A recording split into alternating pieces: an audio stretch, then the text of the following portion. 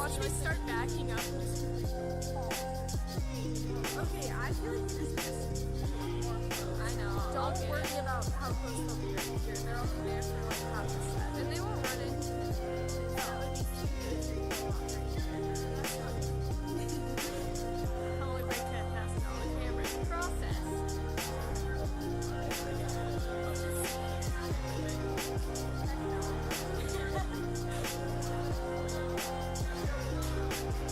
Okay, who's going first? I want to start.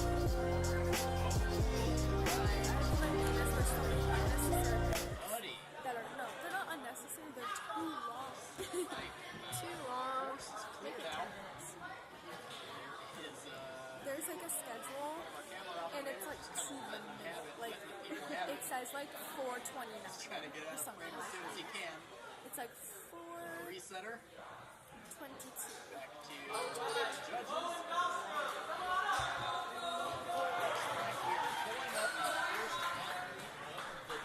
Okay, I'm ready. Man, oh man, are we in for a treat. It's going to be an exciting division to watch. So at the last minute, this division absolutely flooded. Flooded with some studs. And so we're going to see, I have a feeling, folks, we are going to see 2 speed courses in a row.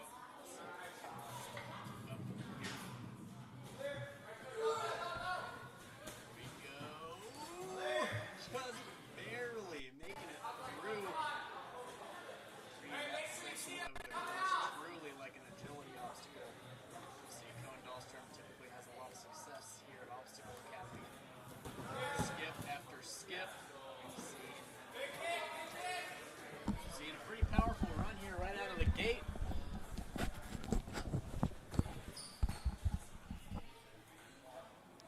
Linking anything he possibly can, and we are all the way onto the pendulum obstacle at this point. Absolutely nutty. Again, Cohen Dahlstrom typically has great runs here at Obstacle Academy. We are at a minute. To this point, they do have to engage. Absolutely destroying the course so far. Couple catches left. Asking the judge for time. Taking a breath here for the first time on the entire course. Several first place finishes here at different competitions at Obstacle Academy. So let's see what he brings to the table for his NSC Amateur Qualifier. Hold number 1, no issue. Hold number 2, no issue. Barely getting a handful of cliffhanger. Hold number 3, did he keep enough strength for the slopers? Absolutely no issue so far. Pulls through, comes up short on the dismount. No way. Rounding up on around 2 minutes. The first chip in the armor. Cohen Dahlstrom tries to dismount slightly earlier. He's got to regain focus. Here he goes. Take 2. First component, no issue. Second component, no issue. Onto the slopers again, and then misses. I hope that he didn't burn all of the necessary energy. He has less than 30 seconds remaining. Unfortunately, did 90% of the final obstacle and really just missed the dismount. Let's see what kind of energy he has left. Here we go. Coming up on short time. 10 seconds remain. It's kind of been the theme of the day. The first runner coming out of the gate has gotten to the final obstacle. Here we go. And we are running out of time. This time is up. It's a great run out of Mr. Dahlstrom. Absolutely taking apart most of the course. Great run out of Mr. Cohen. Getting the fist bumps from the buddies, heading back down to the starting platform. We have Mr. Myles Knight.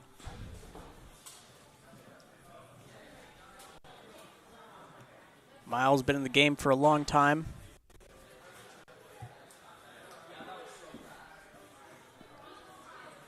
Second runner of the open division. Typically does really well at locals. See him all over the map competing. Certainly going to have a tough mark to finish. Cohen getting all the way to the very end of the course, light at the end of the tunnel, and then falls back on the final dismount. Here we go.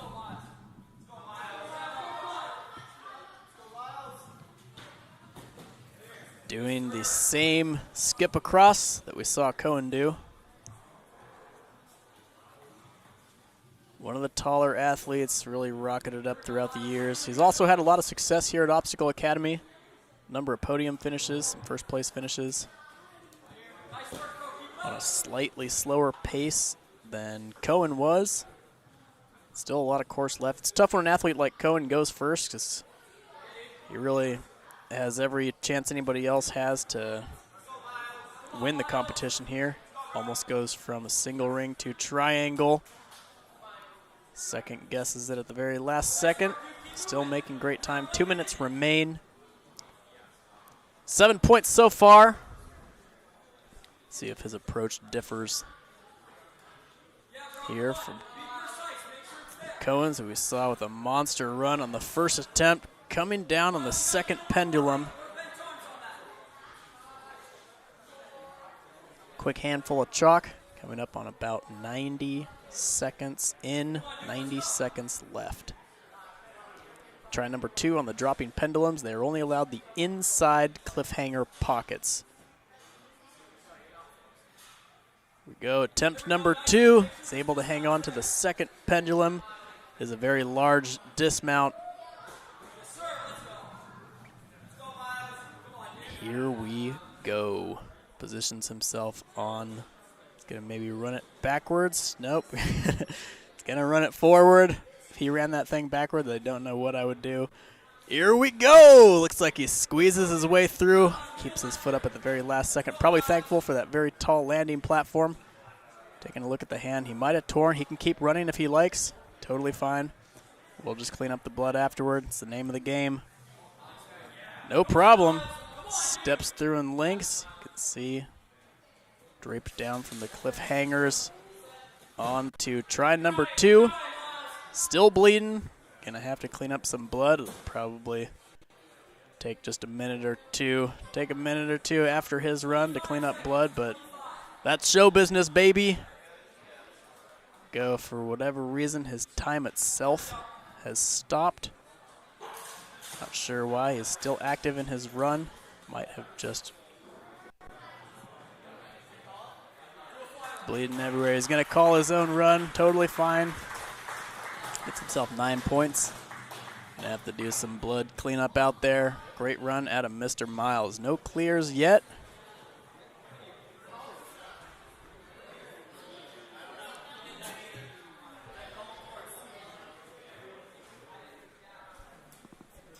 Do a little blood cleanup out there, folks. In the meantime, if you're new to the NSC, this is how it works. You have basically a series of point A to point B obstacles. You must complete all of the obstacles in order.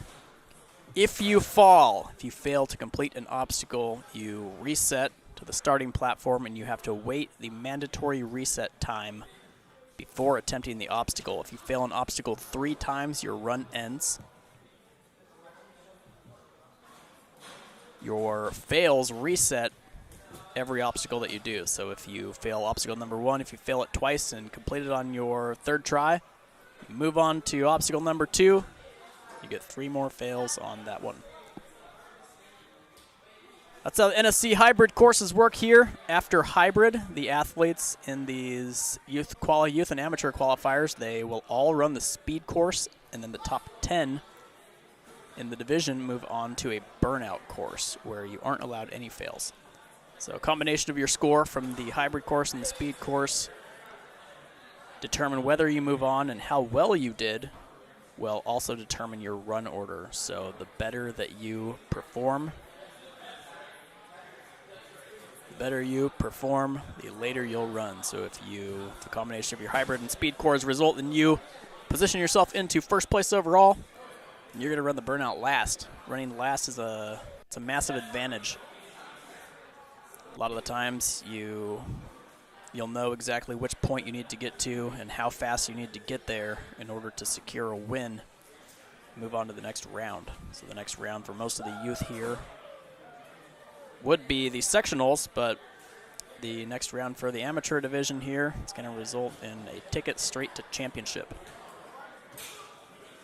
So it's going to be an exciting rest of the day. It's been an exciting weekend overall.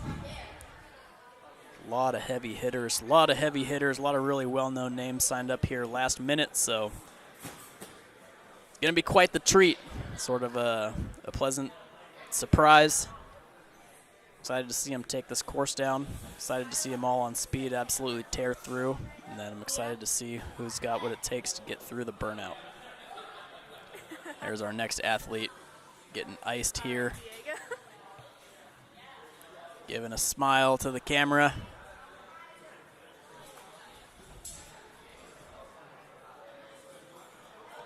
Still cleaning up some blood out there. Double checking all the holds.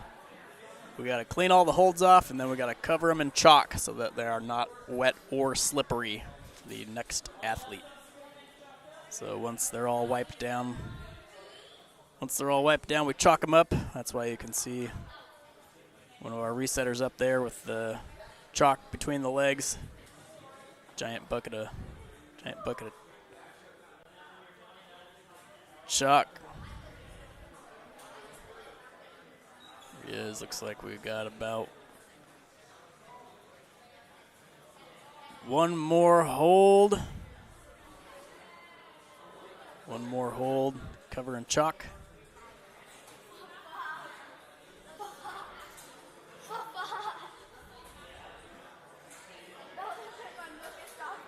See our camera operator out there rubbing chalk in the trapeze bar.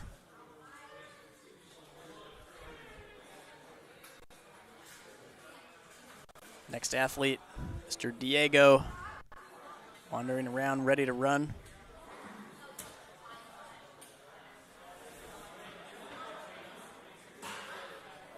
Ready for action.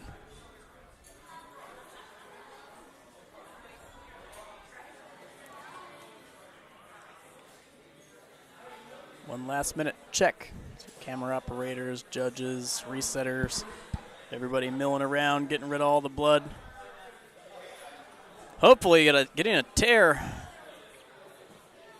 doesn't affect Myles' chances later on today. He's certainly one of the top athletes. He's going to show up in the amateur division. Missed out on qualifying for championship for the NSC Pro, so it's kind of a perfect opportunity for him to not just keep his competitive season alive, but really start a whole new competitive season.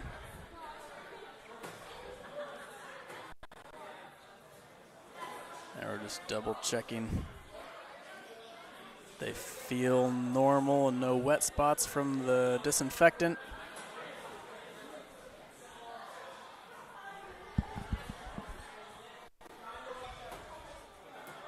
Checking all the holds. He wasn't sure where he tore, so pardon the interruption here, folks. We had to clean the entire course just in case he tore on the very first component. So you never quite know if he tore on the very first rings. There could have been blood on every single component, seeing as he touched pretty much every single component in the entire gym, and as he was running, probably was flinging blood around. So looks like we're all cleaned up. Heading back to the starting platform and ready for the next athlete.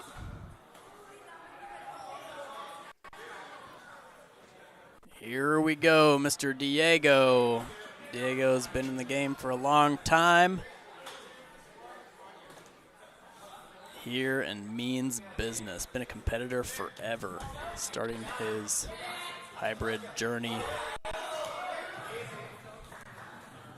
Almost shuffling through the ascending rings to the bar plant.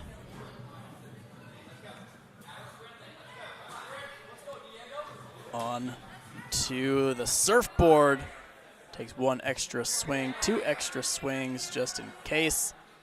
Saw a couple of the athletes just sprint across it before. Getting himself into position with the claw hooks. Really is a stacked division, so Diego knows he's going to have to move quickly for a shot. And moving on to burnout. His hybrid and speed are going to have a combined score to determine whether he can advance or not. Goes coming up on a little under a minute to this point. Looking really capable now, looking really confident, maybe 1 or 2 extra swings. You want to try to limit the amount of swings you take total, not just because of the time penalty and the amount of time it takes, but the amount of energy it takes too. Shane early to the triangle. Is going to have to dismount early as well. Only will be lined up momentarily. Uses the bar to save it. You can hear the other competitors coming alive, cheering for him. There he is, into the cliffhanger pockets. Freshly cleaned, freshly chalked. Here he goes. He's going to have to feel out the weight of the pendulum. Just undercooks the second lache a little bit. Must wait the mandatory 10 seconds before reattempting it. Let's see. Bigger breaths this time. Here we go, into the first pockets again. No problem on the first pendulum lache. He's going to have to, the weight of the pendulum is going to be a little bit different than he's used to. It's running over somewhere. There he goes, chalking up. Have to adjust his time. He'll get a couple extra seconds, although this might not matter if this can't make it through this attempt.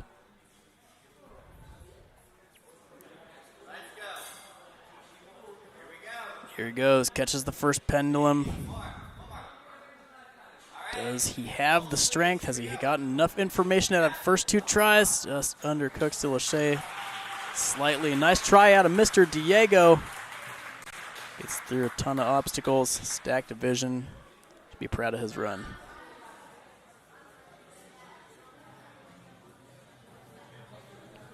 Heading back down to the starting platform.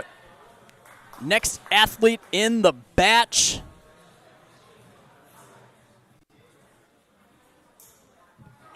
Here we go. We are going to be waiting on an update on the score for Myles Knight. Manually time his run. See what happened with the blood.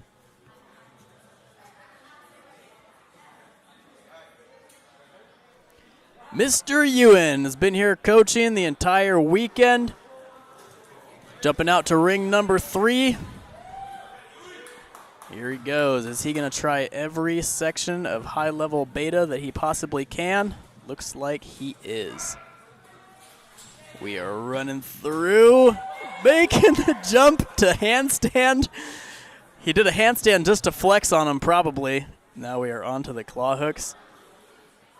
Had to straight up donkey kick to save himself from going over on the block. Go barely at 30 seconds rolling into this section of the course. Onto the floating platform. No clears yet. But believe me, folks, when I say there is hope, I really don't think a lack of clears is in the forecast here on this hybrid course. Knowing who's signed up, knowing the success we've seen so far, knowing how close our very first athlete came. 2 minutes remaining. And Mr. Ewan Kahnke, it has to have helped that he's been here coaching for an entire 2 days straight. Just about. He has no issue typically with cliff strength. I know he is a very cliff-capable athlete, but there is the precision involved in getting into the pockets. There are 2 pockets with cliffhangers inside that barely fit your hands. Jump links from the trapeze bar. A little bit heavier than our last athlete. It's probably able to get the pendulum swinging more capably. Now we are moving right onto the dismount. No problem.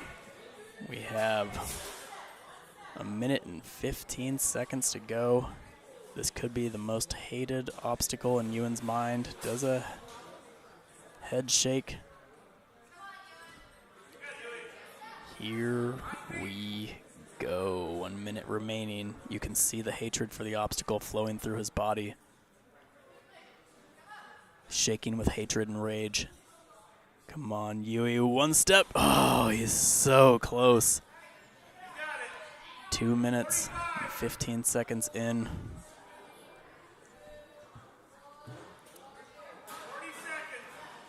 Here he goes. Makes it happen.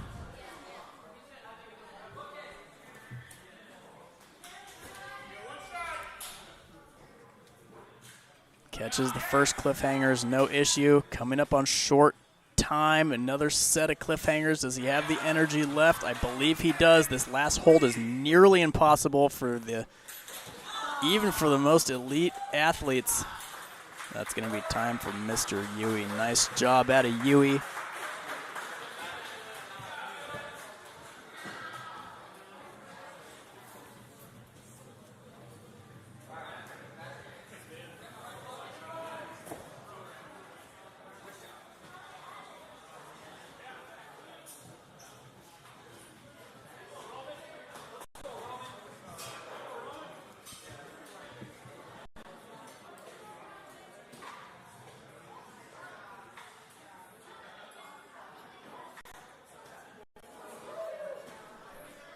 All right, back down to the starting platform.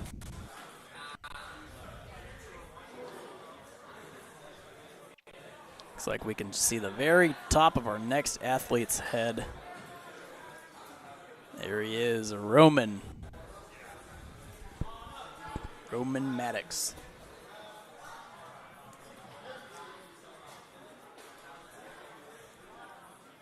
Ewan coming awfully close. Couple athletes coming awfully close. Putting their blood and sweat, no tears yet. Definitely blood and sweat onto the field. Another jump, so that will be a fail of the next obstacle.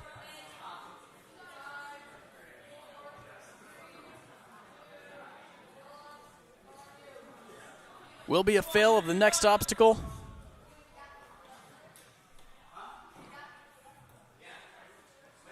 We have an update on Ewan's run. It was a fail on the balance obstacle. They have to move from the cat grab plate onto the balance.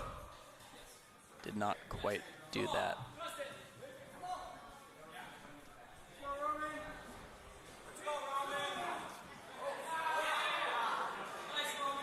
Jumping into the pendulum holds, just missing the second pendulum.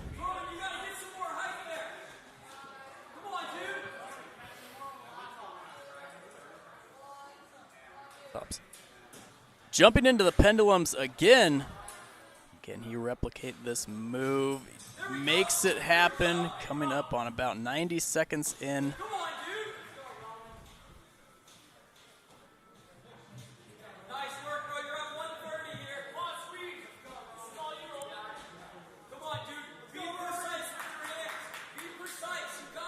Moving on to the final obstacle.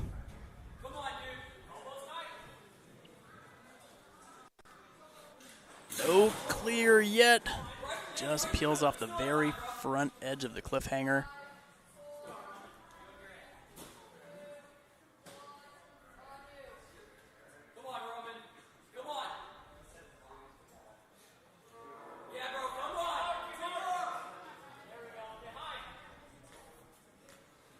Try number two, no problem. Just has to catch the very final slopes, and it looks like we are going to have a finisher. No issue out of Roman. We get the first clear.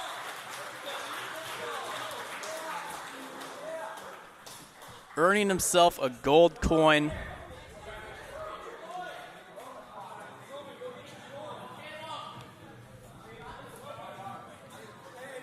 There he goes, earns himself a coin.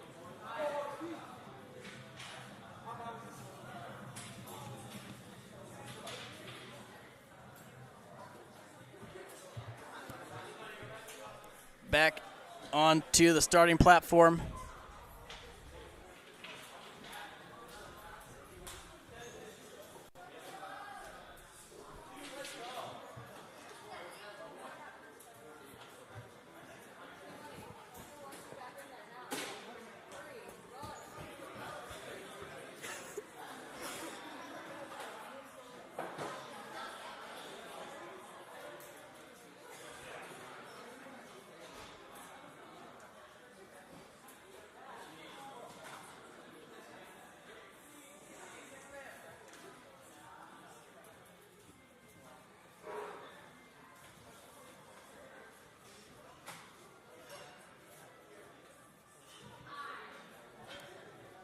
Next up on the starting platform, we have Mr. Caleb Rhines.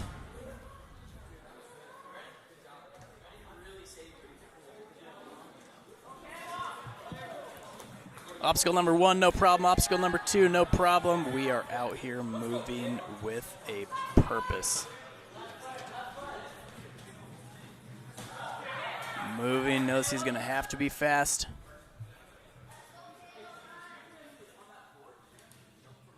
The clear on the board. No full clear yet.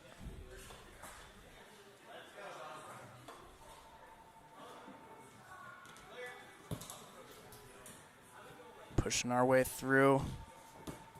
Making fast time, 40 seconds to this point, up onto the floating platform, barely hesitating. Going early, trusting that he was lined up for the dismount.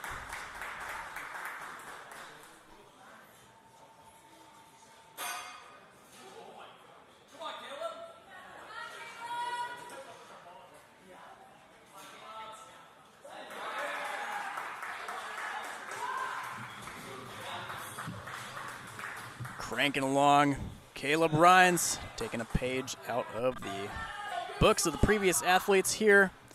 We know the course is finishable.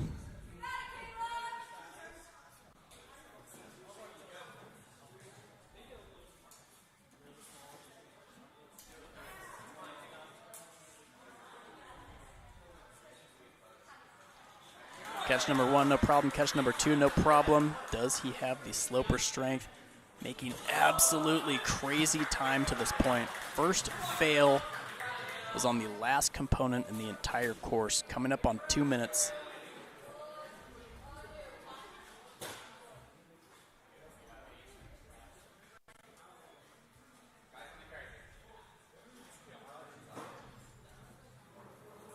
Hold number 1, completely familiar with how it feels. You can see the crowd lasered in on him.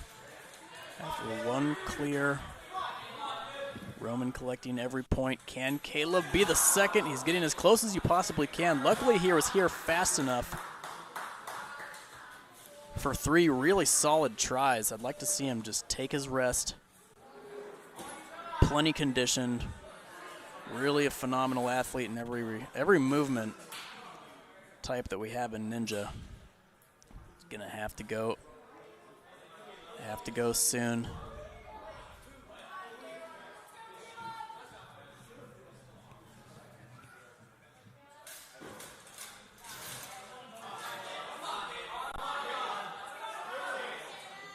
On to the slopers. Maintains just fractions of a second. Not quite enough to hang on. Great run out of Mr. Caleb. It's a fist bump from the homies.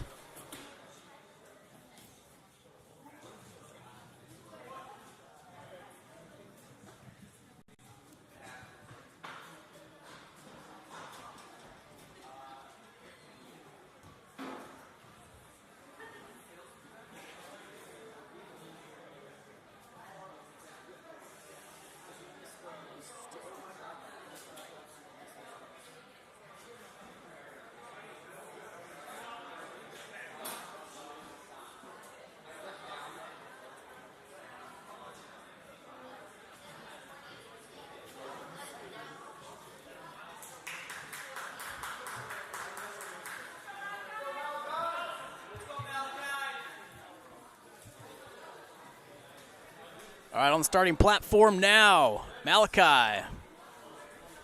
Looking ready to rock. Not jumping to the third ring, but going 2-3 dismount. Onto the ascending ring line. Dive link, dismount, no problem. Let's see if he takes the beta, the run forward. Picking up points as we go. Multiple obstacles in. Coming up on around 30 seconds. Having a tiny bit of trouble getting the call hooks out, but finds a rhythm. Here we are onto the dismount.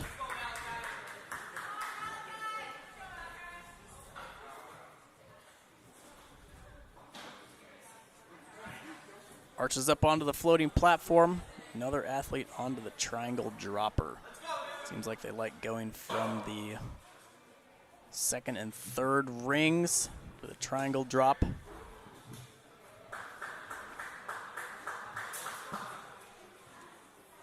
One quick breath before jumping into the trapeze bar. Another athlete onto the pendulum droppers.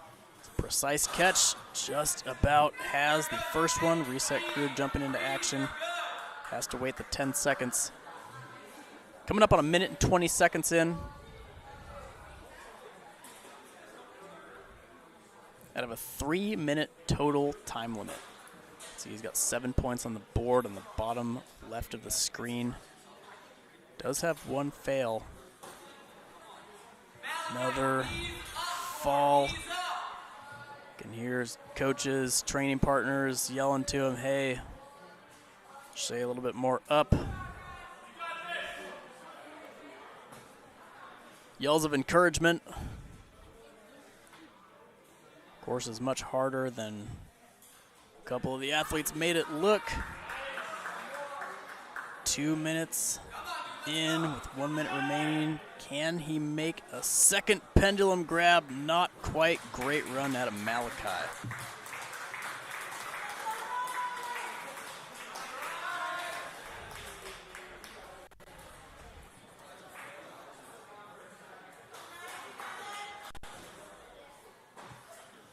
Heading back down to the starting platform.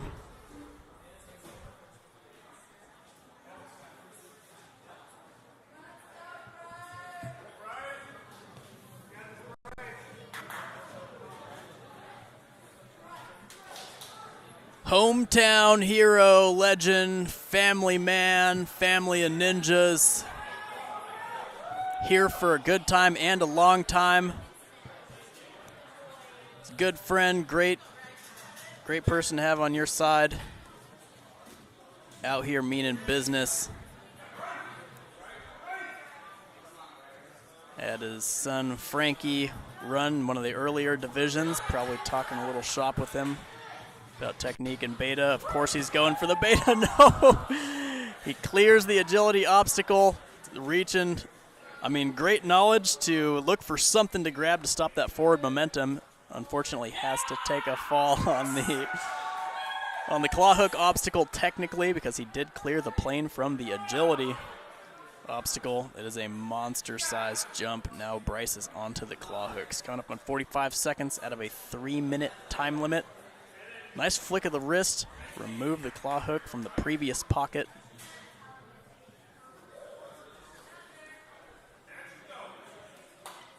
Do we have momentum for a dismount? Of course we do. Very smooth on his transitions.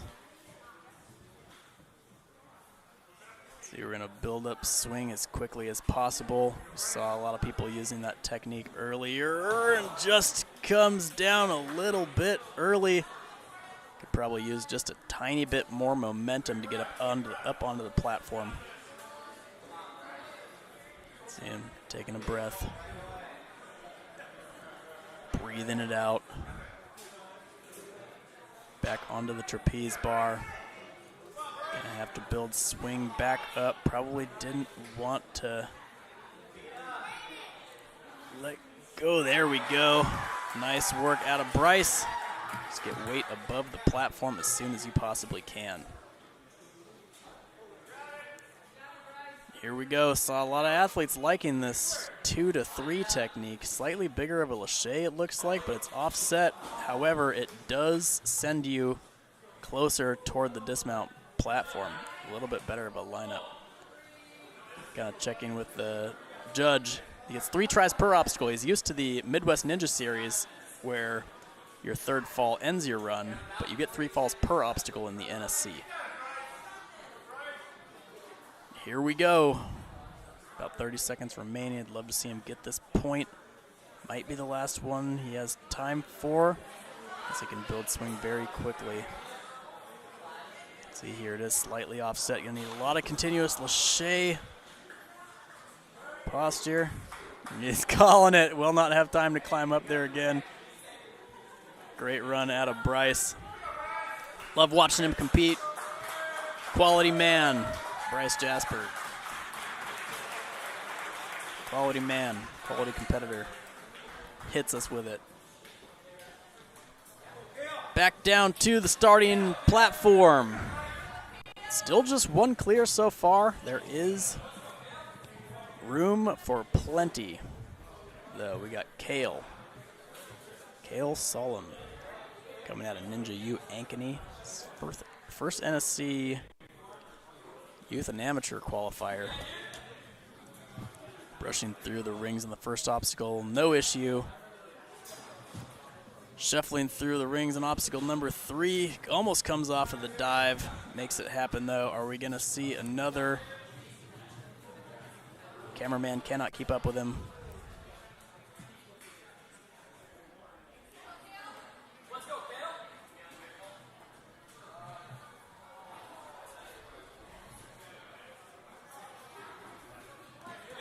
Through the claw hooks, no issue.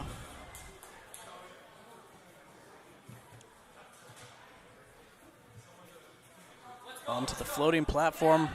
Blazing fast times, just being very smooth. Less than a minute to this point. We're at 50 seconds. Lacheing up onto the dropping triangle. No problem on the catch. Are we lined up? Perfect. It's good. All the dismount platforms that are attached to posts, that post is allowed.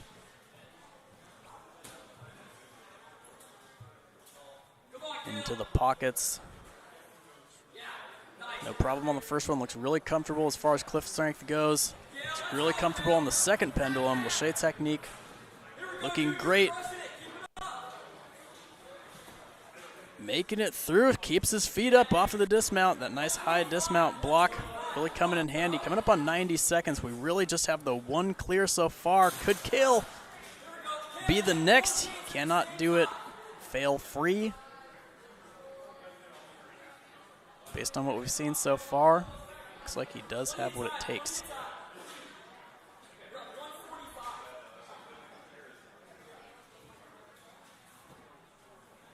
Here we go to try number 2. Only 1 fall to this point. Another look at the distance of the lache they have to do. Component number 2. No issue. Did he reserve enough strength for these slopers? They are terrible holds. 1 try left. He will have time to clear.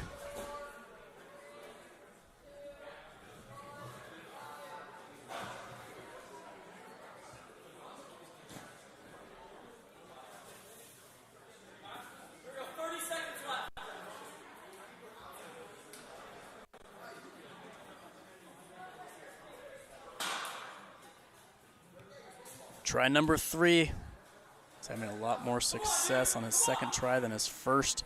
Still looking strong on his 3rd try here. Over laches it, but still has the strength to hang on somehow. Now we are onto the slopers. Just about has it, but not quite enough. Great run out of Kale. A lot of people to the final obstacle. Jumping through the buzzer. Fist bumps from the homies.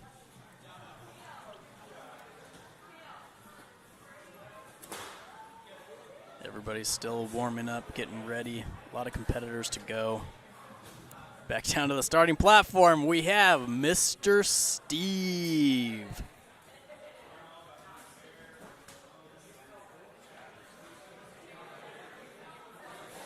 Steve's part of the adult team here at Obstacle Academy. Really developed his own style competing. Really is a sendy athlete. Can generate a ton of power. Slightly newer to Ninja. Really started competing locally here. You can always hear people cheering and oohs and ahs and stuff during the adult team practice. He's always sending something crazy. See what he's got here. He's got to get those feet up. Opts for the high ring first, using that wingspan. Jump links the dismount. And here we go. We're jumping. Jumps to side bounce. He actually uses the bounce off of his side to go right back up onto his feet. Probably the plan all along.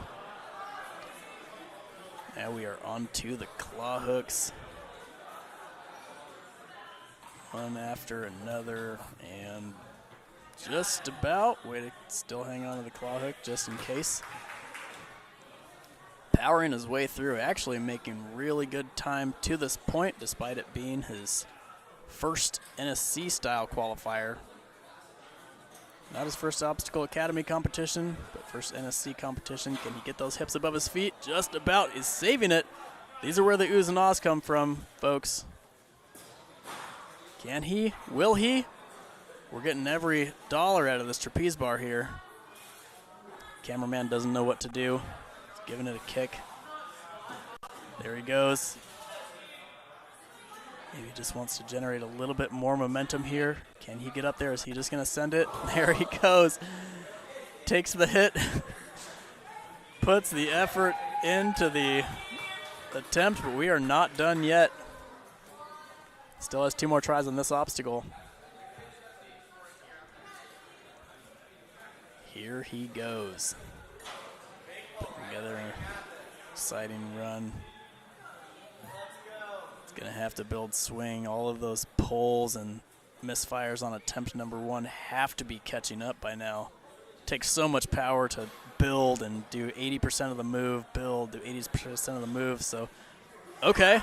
This is exactly what I would expect to see. This is exactly what I would expect. Could be the beta, folks. I'm not sure, but it could be the beta. Sacrifice the backs of the legs. There we go. We're securing the next point. We do have the triangle next. Less than 30 seconds remain. Really had to fight for the previous obstacle, but that's show business, baby.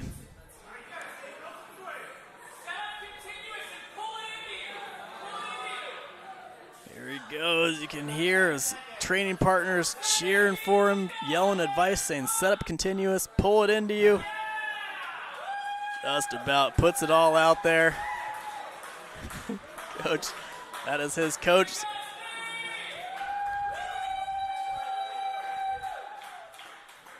Putting it all out there, putting on a show. Course resetters are jumping into action, trying to get things put back together. Had to sacrifice the legs. Walking off proud. Nice work out of Mr. Steve. Back to the starting platform. Another powerful athlete. He is like a loaded spring at all times.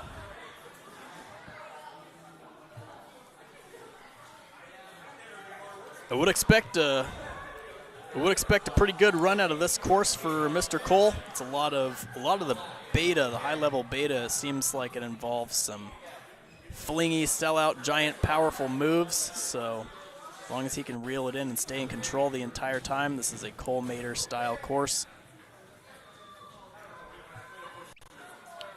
First kind of speed bump in the whole obstacle series today are these claw hooks. You can get tangled up a little bit.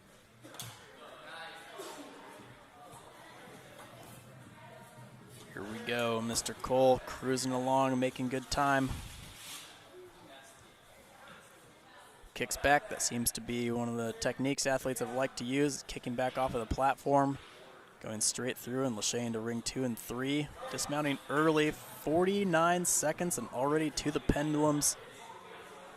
Hardly burned any energy yet. Can he be controlled, focused, and smooth through the pendulums? And the balance loads continuous Lachey technique, which I do agree would be the play, but undercooks the Lachey just slightly. Has to reach deeper into the pockets. Cliffhangers are a little taller than you might think. Try number 2, lead Lachey tech on pendulum number 1. Nice knee drive for the backswing. Might have power on this time for the cliffs. It's under-reaching slightly, maybe getting a little bit frustrated.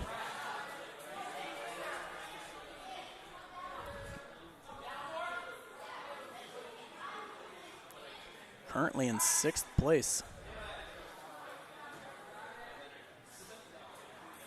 Lead Lachey tech again. He's on one of the most elite, the most elite team here at Obstacle Academy. Just undercooks the Cliff Lachey. Nice try out of Cole.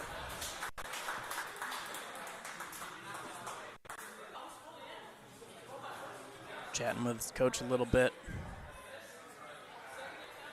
Kind of explaining to him what happened.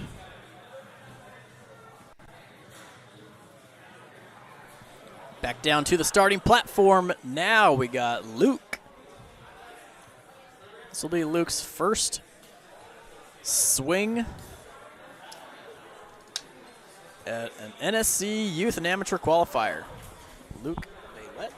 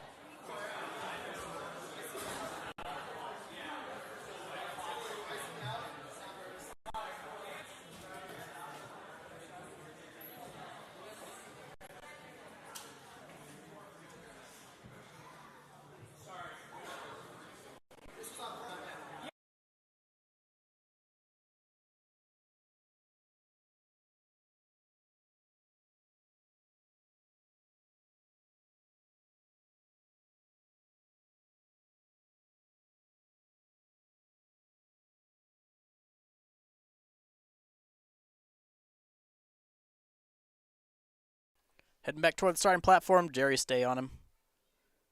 Luke. Jumping into action. Climbing up the rings here. Oh! Tries a Lachey to precision. I hope he does not try that tech again, although I respect the attempt. There we go, much better. I mean, you gotta respect the attempt. It was a crazy go. I mean, I'm a big fan of a precision.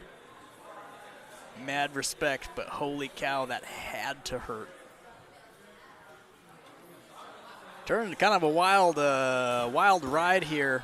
Obstacle Academy NSC Youth Qualifier. You love to see it. Skipping the rope altogether. Up onto the floating platform. What do we have next? Are we jump linking? Oh, it looked like we were. He might still be lined up. Okay, pulls through. Superman tech to the 3rd ring. Just got to get back into control. Sending the early dismounts onto the pendulum obstacle. Generating a lot of power here. Mr. Luke seeing some crazy moves today. Making for an interesting event. Here we go, pendulum number 2. He has the cliff strength, absolutely no issue. Probably has the swing for his dismount. No problem, and onto the balance despite the fall earlier, making blazing time to this point. 1 minute and 40 seconds to here.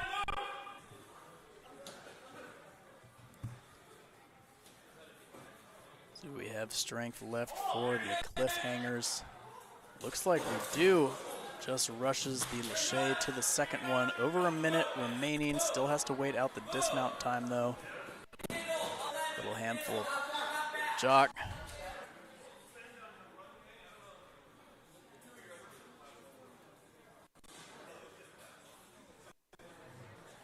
There he goes again.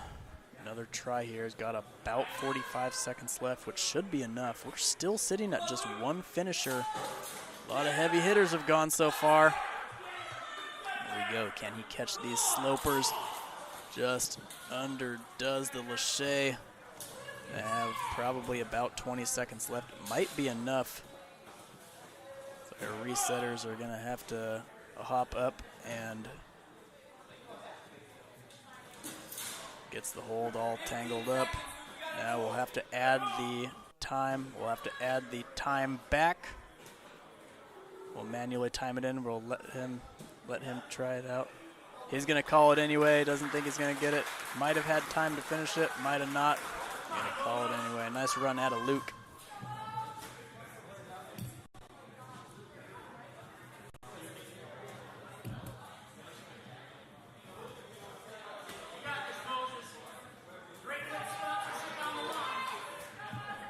Back down to the starting platform. Another Ninjas United athlete, Moses. Not new to the NSC, but new to the NSC Youth and Amateur Qualifier realm.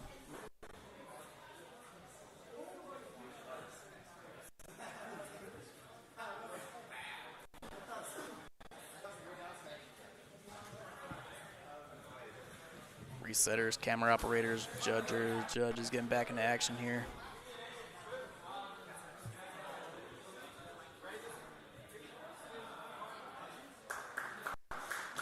Here we go, Moses, quick, powerful, very capable athlete. He's been here coaching the whole time. Gotta be tired from that, but respect for the game. Keeping him here.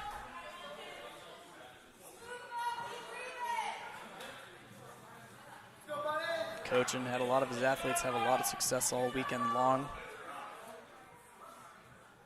He's gonna be tired from coaching, but seeing the course run over and over again, talking beta, has to help a little bit. Hopefully it can offset the amount of time and energy that he's had to spend here since the very beginning yesterday. A little bit off. Can he get to the post in time? He might have to wait out one or two circles here. You really don't want to take the fall, but you really don't want to spend the time and energy hanging. Sort of ovular swing will work its way back around eventually. Can't fight it. Have to kind of relax and sort of harness the momentum that you have. He is allowed the yellow bar. Does make it happen. Fantastic work. Sign of a conditioned athlete to stay calm. Did have to burn the energy waiting the entire cycle, but it didn't take as long as it could have, and he didn't waste a fall doing it. Still able to hang on to the cliffs. Great dismount out, still just over 90 seconds. Still hanging out with just one clear to this point.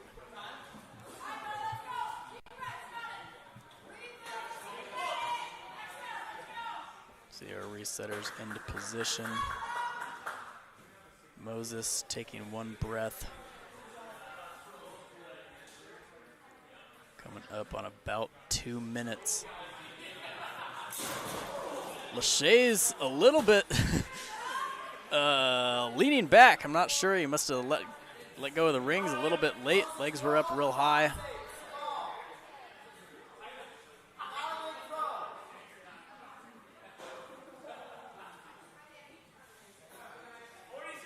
.40 seconds remaining for Mr. Moses, putting himself into 5th place currently. Clearing this would really go a long way. Just grabbing the cliffhangers a little too far back.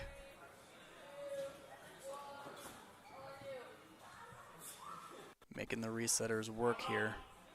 15 seconds remain. Catches on this attempt. Not going to have time for many backswings. If he can hang on to these slopers after all of these attempts and this enormous course run, not quite great run out of Moses.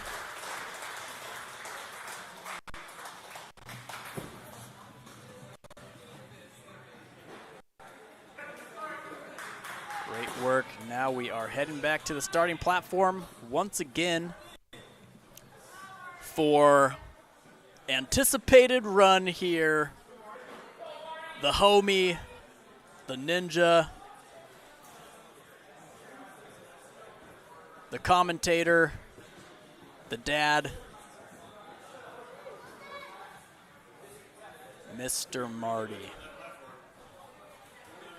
Co-commentator, he's out here hitting us with it. Has to be the tallest athlete of the day. We set around his height very often. Barely even a jump for him. Alarmingly smooth for the amount of height that he has to move around. Jump link, no issue whatsoever. What is the play gonna be? Is he going for the dive? Of course he is. Hitting the high level tech, no issue. We talked about these things all day and all yesterday. Yeah, we use Marty's height as a boundary when we set. So as long as it is physically possible for somebody Marty's height to do it, then we can use it. So he's not gonna have to. It's yelling butt tech to him. Yelling butt tech to him, wanting him to build up swing, get his legs on the other side, and sort of scoot forward how we saw Steve do. You can see a lot less of Marty in the frame here. I don't know if our camera's, there's no way our camera is zoomed all the way out. He's doing it, he's doing it, he's taking the tech. He's taking the tech. If it ain't broke, break it. That's what I always say. His teammates yelling full clear at him. I hope he doesn't jump from butt tech. I hope he stands up again. There he goes. He can fit about his legs. He can fit about his legs. I understand why he did the butt tech now. Here we go. Onto the magnetic drop. Here comes Marty. Really has a good understanding of how the movement works going into it. Do want a nice high lache, but it's going to be tough. Get the hips behind. Oh, he withstands almost an entire swing forward. If he hung on any longer, I honestly do think that he can get this. He might have to do, he might not be able to go into full continuous posture at his height, but if he does again what he does and just pulls the triangle down to enact the drop before applying weight, I think he might be able to hang on to this. Here he goes. Excellent job about keeping his swing as he traversed through the rings. Just coming up short, and that's going to be time for Marty. Fantastic run all the way to the triangle. There he goes, Mr. Marty, the legend. Shout out to the homie, shout out to the co-commentator. His cheer, homies cheering for him, cheering NSC. Right, we are back down to the starting platform again. We gotta be getting slightly short on athletes. We got, up next is Nick Bruss, and then a handful more. Go, looks like another taller athlete is up next. Don't know if he has the same height that Marty has, but taller than I am. Here we go. Completely legal. Are we going to see another leap of faith? Yes, we are. No problemo. It is crazy to me that everybody's doing that. I wish that we had one more camera angle just to show the width of that jump.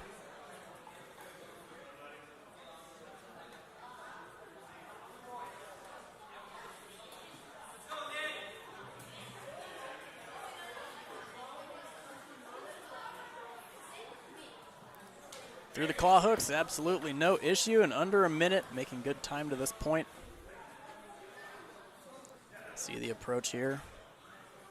Seen this obstacle done several different ways.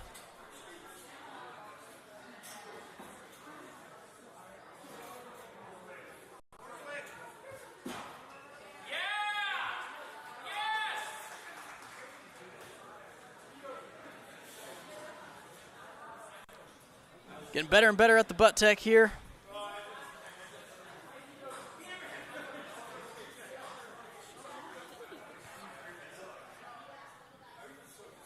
Here we go, on to the dropping triangle. Resetters on the ready just in case. The beautiful link lâché tech. Some of the best pop to continuous posture I think that we've seen today. Right to a linked dismount. Now we have about a minute remaining.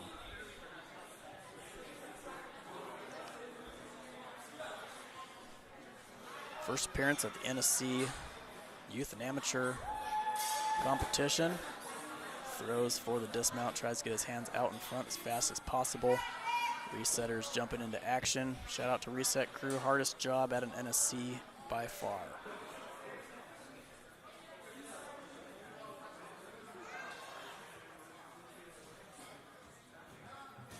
Going for the jump. Jumping into pockets. I do respect the idea. It's not a jump I'd be able to make. He's going to have time for one more try. Shaking his hands out. A lot of obstacles completed to this point. Not opting for the jump. Looks like he liked the trapeze bar, liked the lâché into pockets a little bit better. Just missing. Fantastic run out of Nick. Nice work out of Mr. Bruss.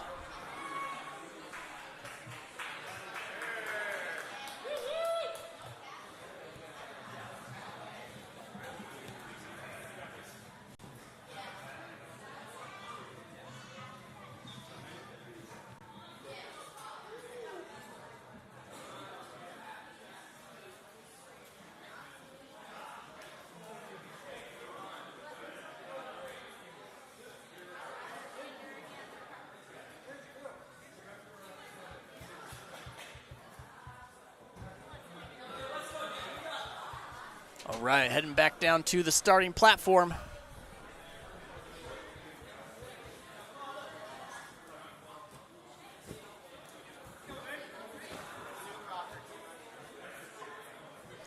Starting platform, we got Nate Person.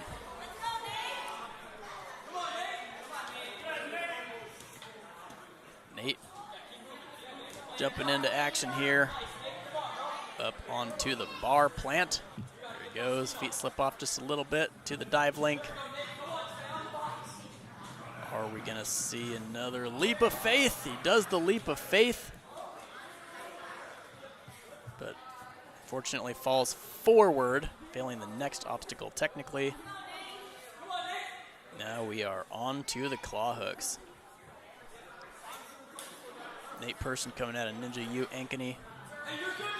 Slips out of the very first pocket, but without the momentum that he needs to make the reach. Can we make it happen? It looks like we can.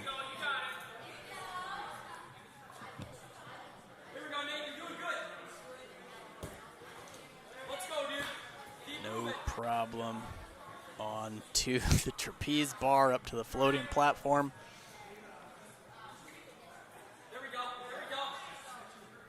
Athletes skipping the butt tech that we've been seeing previously.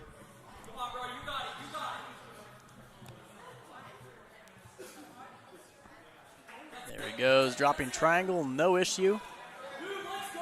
Quick handful of chalk.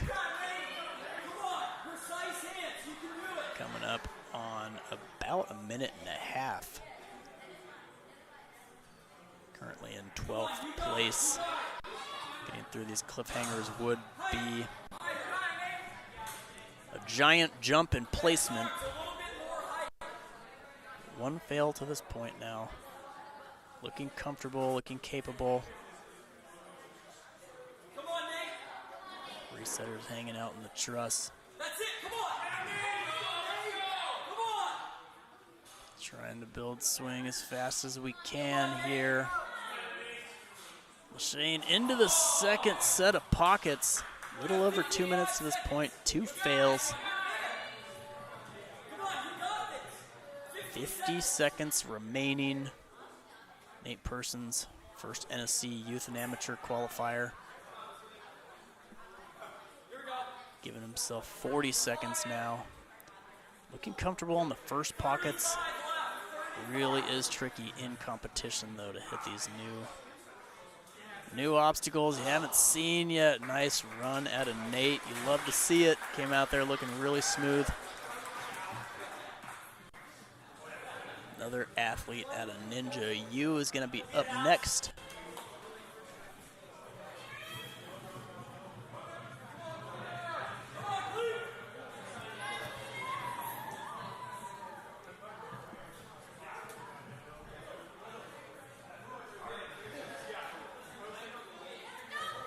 Back down to the starting platform.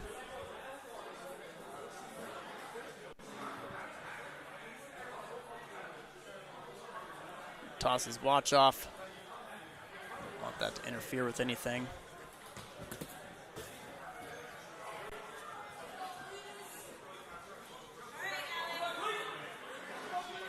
Ring 2 to 3, fumbles the ring a little bit, but makes it happen. Beginning his hybrid journey. Dive out, dismount, shuffling through the rings.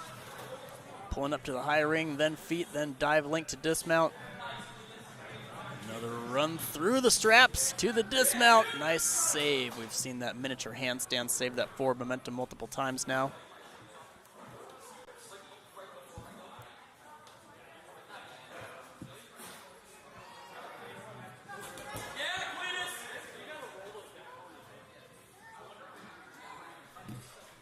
Onto the floating platform.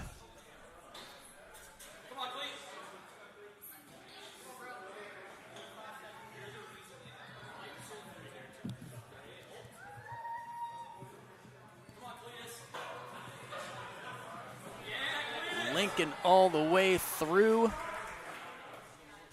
1 minute in. Come on, Cleat. Into the pockets, making a blazing fast time to this point. First hiccup. Reset crew jumping in. Quick handful of chalk. Nice handful of Ninja U athletes here. Always great performers. Train hard out there. Can we get to the second set of pockets on try number 2? Just about. Looks like the hips were not quite positioned perfectly. Looked comfortable enough on the first set. Another handful of chalk. 150, Cletus. At a minute and 55, about just over a minute remaining. Take down these last couple of obstacles into the first pockets. Just loses the grip.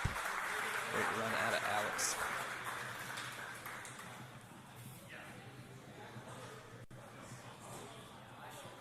Heading out into the crowd. Waiting on the starting platform. Now we have another Ninja U athlete.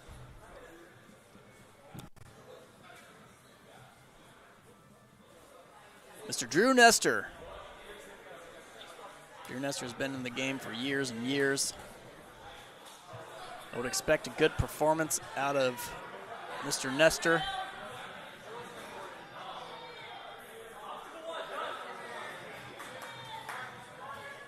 Real Sendy athlete. Jumps to the third ring, as I would expect. Very quick. A regular competitor in NSC Pro. Let's see what he's got in store for us today. Really controlled. We'll take the Sendy route almost every opportunity. Keeps the feet up. The long jump, beta. Now we're into the claw hooks. Very strong, very capable. Probably dismounting early here, loading plenty of momentum. Opting for crane tech very often, which is smart. These big dismount platforms, you can get away with early dismounts. A little bit offset on swing number 1. Expect him to pull through here. No hesitation, an immediate dive in and shuffle through the rings. Ended up unsequenced here, but it does not matter. Intuitive enough to make it happen. Less than a minute to this point. Teammates are saying right into it, trust your grip. You still have to be precise, still have to be ready. Lachey number 1, absolutely no issue. Lachey number 2's hands are a little bit too high, almost turning around to head back toward the dismount platform before even hitting the ground.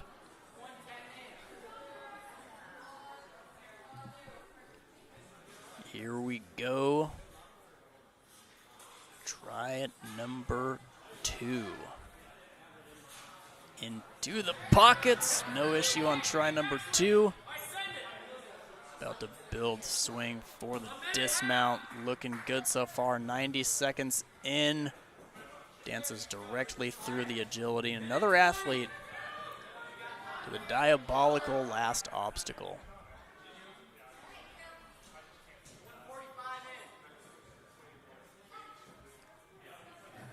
Here we go, Mr. Nestor on the first set of cliffs, no issue. Doesn't even get a full handful with the left hand. Second set, a little bit tippier, but a little bit narrower. Final component of the course. Does he have the sloper strength? Not quite. There's so many things that go into that last catch, really.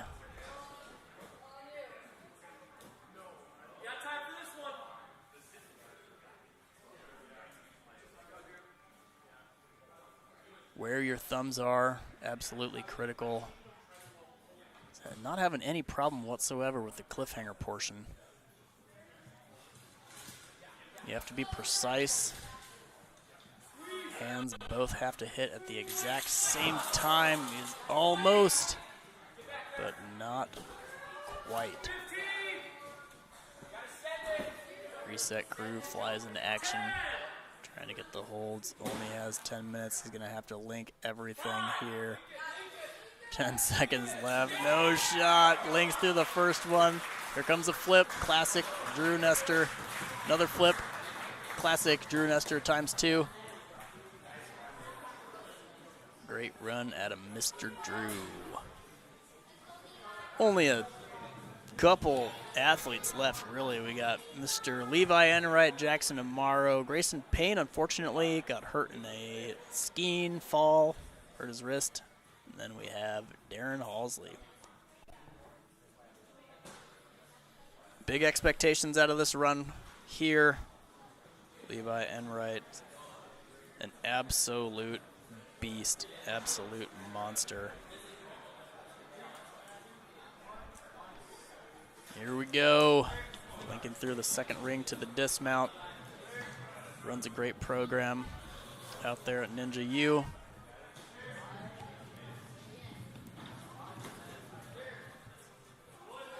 True monster on the course. A lot of success on American Ninja Warrior, the big show. A lot of success previously in NSC Pro. Now we're cruising along, hoping for some success in the NSC Amateurs. They've been out here coaching a little bit as buddies, competing. Linking through, we're at 45 seconds and 7 obstacles. Absolute nuts. Here we go, and does he have the strength and precision for the cliffhangers? Very strong, very controlled burnout athlete. The precision involved. Here he goes. He must start with hand on shield. He's going to be one of the last athletes to try the final obstacle. Put himself in a really good position here. He's in third currently to this point, just 2 seconds behind Cohen Dahlstrom and an obstacle behind Roman Maddux. Only 2 athletes ahead of him to this point, so a clear here would certainly put him into first. No clear here secures him in a pretty good position going forward.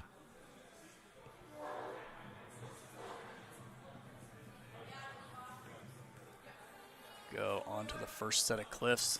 Barely looks fatigued. I really, really agree with the amount of rest he took before attempting it. The hardest hold in the line is the last one. We only saw one person with the strength to make it happen.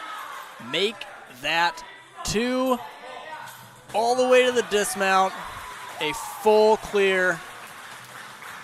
You gotta love it. pops off with it, and he earns himself a true Bitcoin. Dancing with the judge. Well-deserved dance, well-deserved Bitcoin.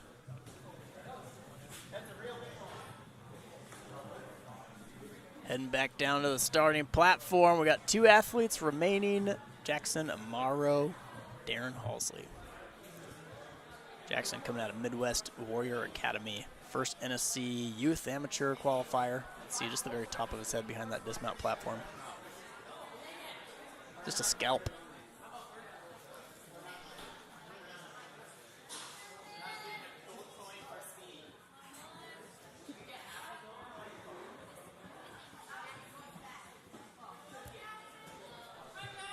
Here we go, starting platform, Mr. Amaro.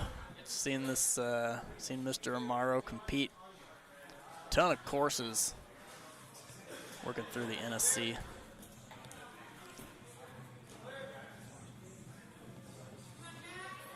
Very smooth, very controlled. It's going to go a long way on a course like this.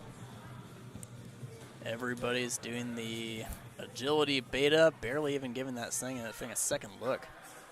I think what happened is during the free time, during the redemption time, and previous athletes were running around trying all the extreme versions of the obstacles that they possibly could. I think some of the amateur athletes here were paying attention, saying, hey, that just might work better. Here we go. Smooth, forward, fully capable here. Mr. Amaro on the second set of cliffs almost hangs on with one hand. Almost hung on with one hand, so I mean, first place is gonna be out of the question here for the hybrid, with Levi with the full clear.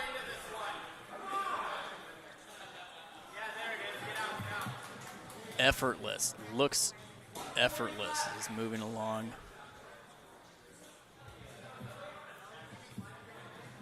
Barely bats an eye at the agility. Final obstacle, what is his sloper strength like? A lot of compression that goes on to this. Really sensible to take a break right here. We saw Levi do it. Saw a couple athletes do it, knowing that this last push really is a tough push. These guys have just been breezing through the first few obstacles. I did anticipate more clears in this division once we saw who had signed up. The speed and the success our earliest athletes had really put pressure on people to go quick and make some mistakes. Jackson Amaro, unreal sloper strength, the rollout. There he goes, earning himself a Bitcoin. You can hear the cheering, gets himself the gold coin. Just about to the end. Here we have the final competitor, Darren Halzle. He's come from another ninja family. Doing last minute course checks. Make sure everything is reset here.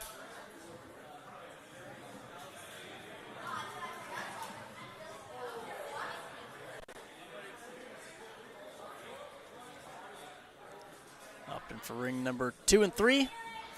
Seeing this course fully opened up now at this point.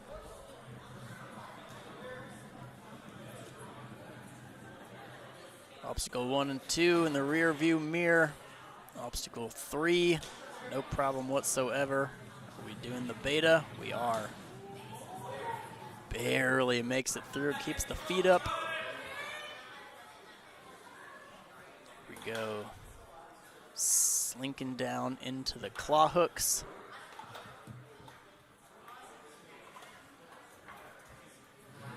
One hook after another. Plenty of momentum for his dismount. Right onto the rope. Build as much swing as we can. Tactical push off on the platform. Smooth move up onto the floating platform. For number 2 and 3, looks like we're going to go from 2 and 3 into the triangle dropper. Just a little bit too early with one hand. Really do want to have both hands at the same time. Has to wait the reset time out. Gets the on you. Changing plans a little bit here. Going a little further down so the lâché is straighter, but the dismount might be a little bit more technical. Perfect lâché tech's going to have to dismount soon. Nice work out of Darren. Shredding along here, looking smooth. Minute and a half in. Really taking a look, knowing this obstacle has been causing people problems. Do we have the strength for it? Again, one hand a little bit too early. Double high fives, add those to the tally on how many high fives Judge Skinny has gotten today.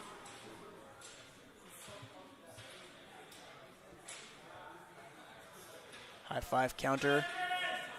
That 2 in this division. Here we go, catching the first set of cliffs. Can he feel out the weight of the pendulums? Laché's a little bit early. I'd like to see a little bit more momentum. The tricky part is you're so tired when you get to this point. There he goes. Reset timer's all done. Gonna be on him. 30 seconds remaining. Go.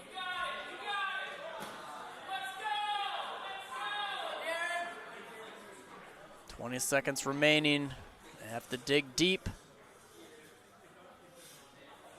Excellent lead tech out. Come on, Darren, you got this. Building swing, feeling out the weight of the pendulum. When do you throw? Just about perfect tech. I feel like if that try had occurred one set earlier, you might have had that.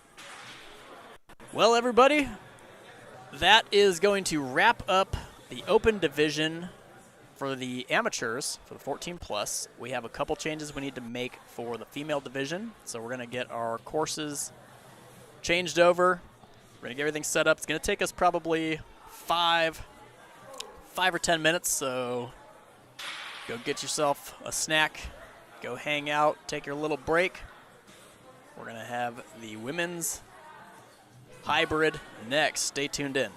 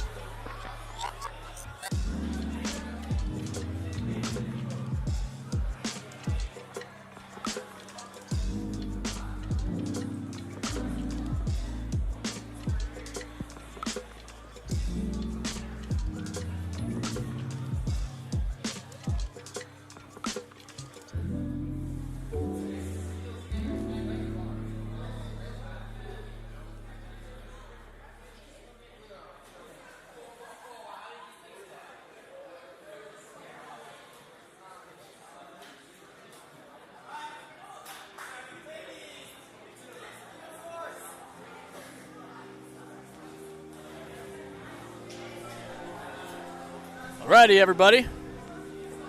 Man, oh man, was that a wild one to watch. Wild one to watch. Now we're back into action. Looks like, let's pull up this run order here for the hybrid female 14+ division. Cambell Remus rolled the number 1 in the run order spot. Unfortunate, but Cambell, I mean, she's been in the game for a long time here. Don't imagine that she'll have too much of an issue, especially after watching so many runs so far. Here we go, first NSC Youth and Amateur qualifier for Cambell. See what kind of approach we got here. Obstacle 1, no issue. Obstacle 2, no issue. On to obstacle 3, absolutely no hesitation. Here we go. Pulling ourselves up for the dive link. Dancing across the agility, going for the skip. First athlete in the female division. Coming out hot.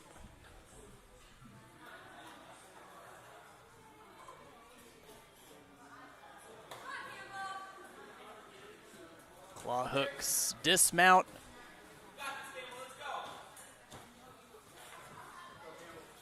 See what we have for the approach here. On and off the trapeze bar, onto the floating platform. Cambell coming up on about a minute here. Looks like she's gonna go from 2 to 3 to the dismount, makes it happen.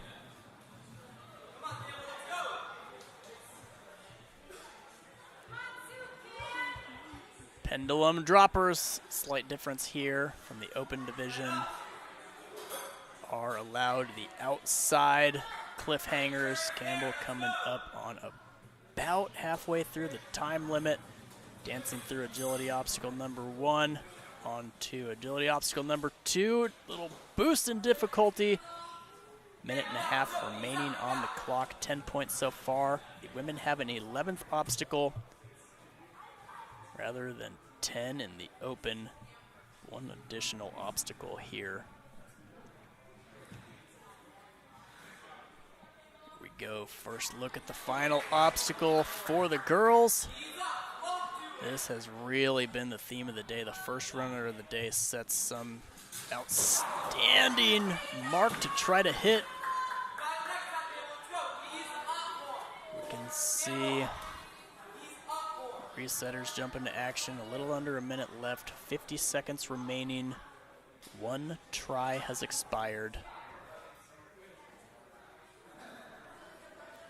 What do we have left for energy?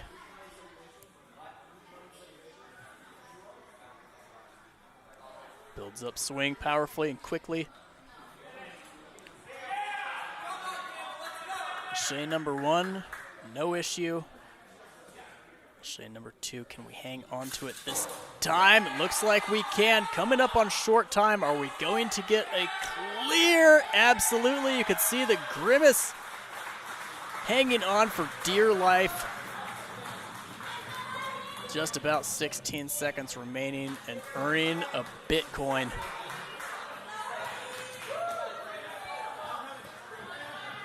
Competitors are all stoked for her. Hugs are coming. Way to start off the runs for the gals. Next on the starting platform, we got Heidi. Hear the cheers from her teammates coming alive. Only done 2 competitions so far. Really just starting on her ninja journey. Already doing an NSC qualifier. Fist bump from the judge. Let's see what we've got. Ring number 2, ring number 3. Lined up for the dismount, scurrying along to the dive link. Absolutely no issue, no hesitation. Despite being newer to ninja, really is coming out of the gate in attack mode. Comfortable. Jump link tech, no problem whatsoever. Are we going for the mega skip? Absolutely, comes up just a little bit short. We'll see if that changes her plan at all. Reset crew jumps into action. Might try the same method, might use the straps. Seen it done both ways all day. Opting for the straps. Like that approach as well. Easily completing it onto the claw hooks. Next obstacle. Go a little bit more precise than you might want it to be. There we go. Having more success on the next reach. You can see the adaptation, this little flick of the wrist to unhook the previous hook. Very capable despite the fall earlier. Here we go. Knees up on the backswing, pushing off, actually perfectly timed kick. 1 foot, 1 knee, very smooth transition. Matching through, wanting to maintain, facing the ring. She's Lashane too. Slight lead tech onto the magnet ring. I have to see what adjustments she makes on try number 2. Putting in the work here, about 1 minute and 10 seconds remain. Might get a handful of chalk here. At this point would go a long way. Just the second runner of the first course of the day for the women. Here we go, opting for the same technique. Let's see here, we saw some athletes just monkey bar earlier on. Might have the wingspan for it. Does a much bigger lache. Potentially letting go a little bit too early. 2 minutes and 30 seconds out of 3 minutes. Let's see if we can. Here we go, you can hear her teammates yelling, feet behind you. Trying to convince her to do continuous lache posture. See if see what we have left for strength. Lache did look a little bit better, but just fumbles the grab to the ring. Fantastic work out of Heidi. Teammates, crowd cheering for her. Resetters jumping into action. Heading back to the starting platform. And next we're going to have Elizabeth. Coming out of Ninja United Maple Grove. First NSC qualifier. The amateur division here for Liz. Double thumbs up to the judge. Ring number 2, ring number 3. Leans into the dismount, no problemo.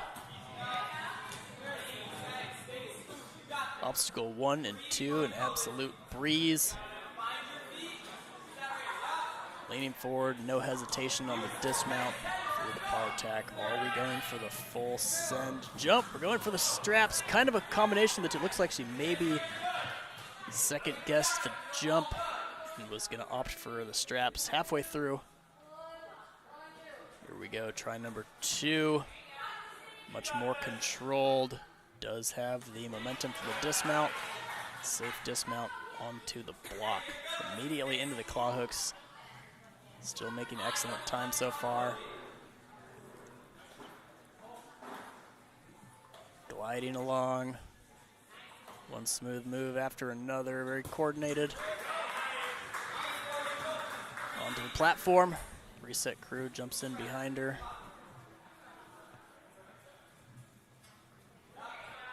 Building swing powerfully and quickly, hips over feet. Diving into the ring lane magnet drop. Lachey up onto the ceiling. Half monkey bar, half Lachey. Perfectly smooth on the dismount. Another athlete all the way to the cliff drop. Minute and a half in, minute and a half remaining. 1 fail, 7 points on the board. Now time for a giant dismount. We have the swing for it, just squeezes in through the dismount. Through balance obstacle 1 on to balance obstacle number 2. Steady, and we're moving forward. Slow approach, very controlled.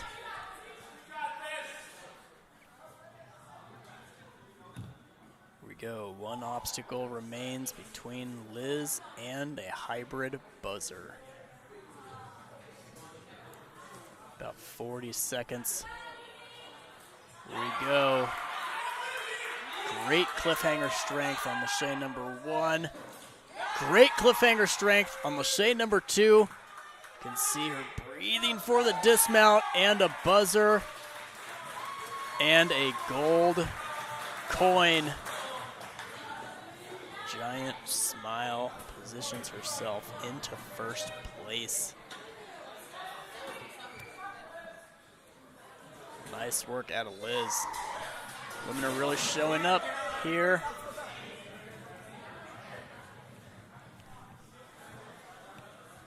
Here we go. Back to the starting platform. Got Caroline Wilwerding. Got to see his brother run earlier.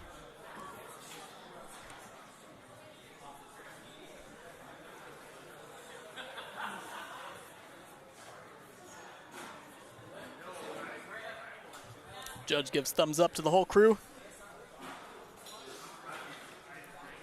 Caroline is on the move.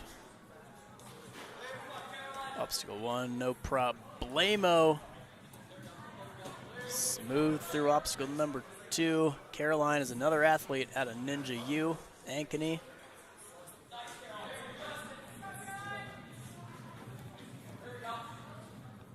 Strap approach on the surfer, trying to feel out sort of full body obstacles. Take a little bit of, some of them you really have to learn as you do them. You can have a good plan, but if it for some reason feels differently than you envision it, it's going to take just operating it, feeling the mechanism, trying to understand how it works while you're on it. Single hand swing, dismount off of the claw hooks. We're moving directly onto the floating platform. Rope swing out, pull back on the trapeze bar. Seen this obstacle done a number of different ways. Push back off. Get a head start on swing seems to be the play. Onto the ring traverse, keeping side to side momentum as she goes down the rings. Monkey bars out to the ring, immediate dismount. Really seems to have found a flow at this point in the course. Do we have the cliff strength? Continuous Lachey tech, almost looking more and more comfortable as the course goes on. Closest dismount possible. Here we go, on to balance obstacle number 2, 1 minute and 45 seconds on the clock. Keeps her feet up. Looks like we have success. See her take just a huge breath. Cameras all getting into position. Lachey number 1 onto the cliffhangers. Immediate swing build for Lachey number 2. And here we go. Crowd's coming to life, pulls through with an early dismount. Women are taking apart this qualifier. Almost forgot her Bitcoin. Ka-ching!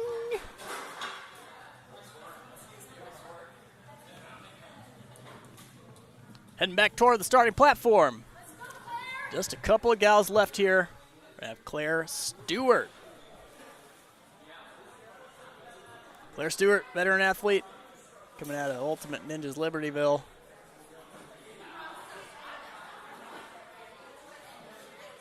Four runners left.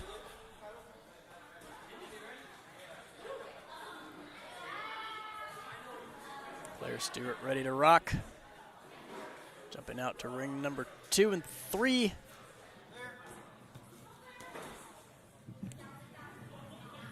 Smooth through the first 2 obstacles.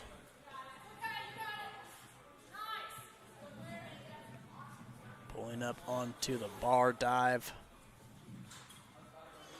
Linking through the dismount. Let's see what method we approach with here. Keeps the feet up on the dismount. Gigantic jump. Saves just a little bit of time, saves just a little bit of energy. Might come in handy later.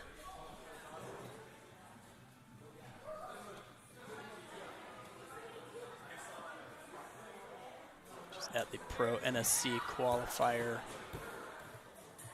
here and from Season 5 NSC Pro. Now beginning the NSC 14+ journey.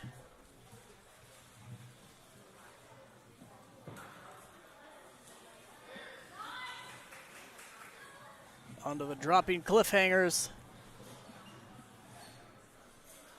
Making great time so far, 1 minute and 20 seconds in. No issues to this point.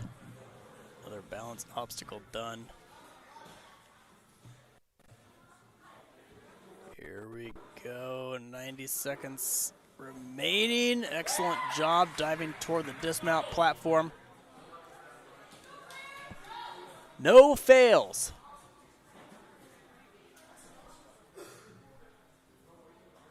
Coming up on close time. She wants a shot at Caroline's time. Do we have finger strength remaining? Reset crew flying in, flying back out.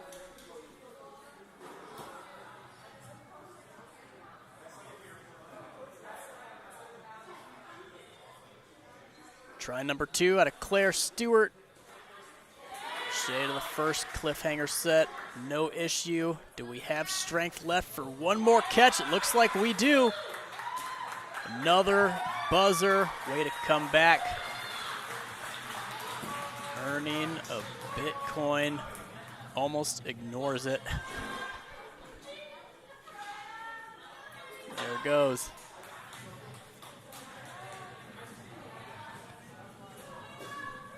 Women absolutely taking this course apart. Up next, we're going to have Hannah Amaro.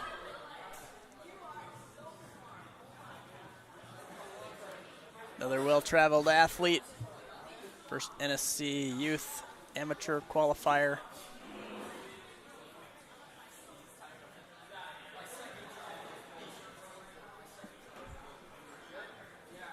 Here we go, thumbs up from the judge.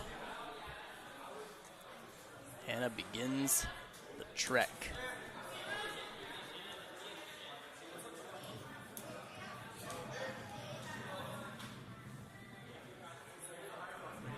Hannah cruising on through.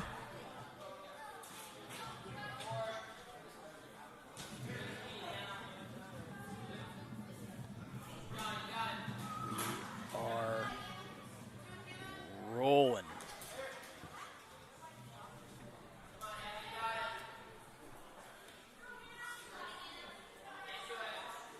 to the claw hooks.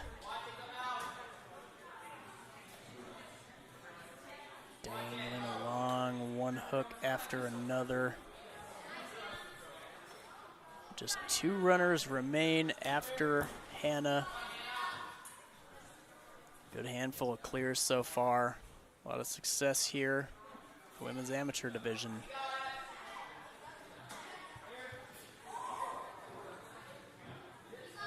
Let's see what we opt for.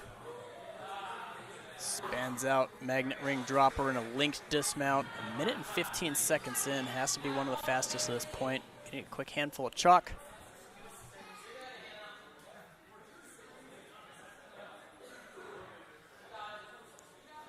Coughing a little bit, might have inhaled some chalk. On to the cliff dropper. Probably has momentum to dismount early and immediately into the next agility obstacle.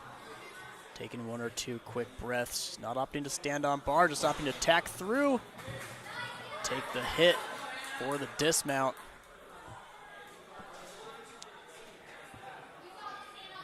One obstacle remaining. Coming up on about 2 minutes. Gave herself a whole minute. A little bit of time to shake out. A little bit of time to contemplate here.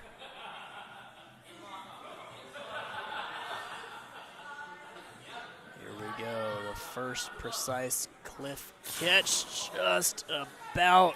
Right hand peels off. Reset crew jumping in and out. Go, getting some coaching from her brother over there. 30 seconds remain. Really is a precise catch. Both hands have to arrive at the exact same time. Have to position them correctly. You want to be center on the cliff. Cliff catch number 2, gonna have about 5 seconds. It's gonna take something crazy here.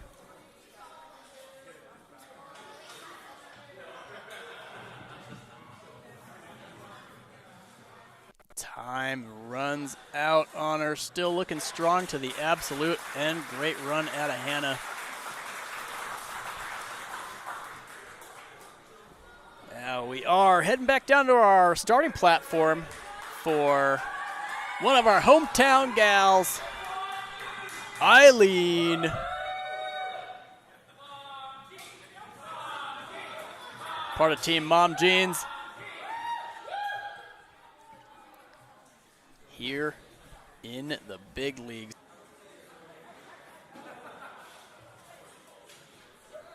Starting platform now, Ilene.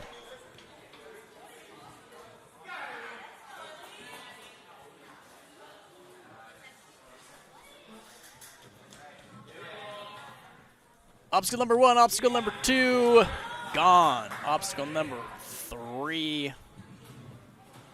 See what Ilene puts together. The way that the hybrid and speed run orders work is if you run late in the hybrid, you're going to run early in speed. So Ilene is running almost as late as possible in the hybrid, so she's going to have to run early in speed.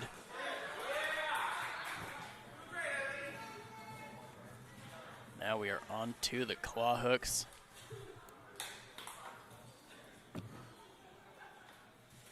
Hook, unhook, swing, hook, unhook. Looking smooth, looking capable. One move after another. Rope to trapeze. Breathing, traveling forward. Confident and smooth so far. Here we go, up onto the floating platform.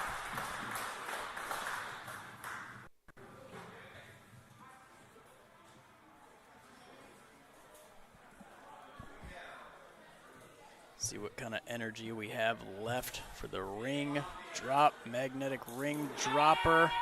Nice work. We're getting cheering from the crowd, cheering from the training partners, cheering from the warm-up area. 90 seconds in, 90 seconds left. Just grabs the cliffhangers. Posture and position looked okay. Might have just been off timing by just a second.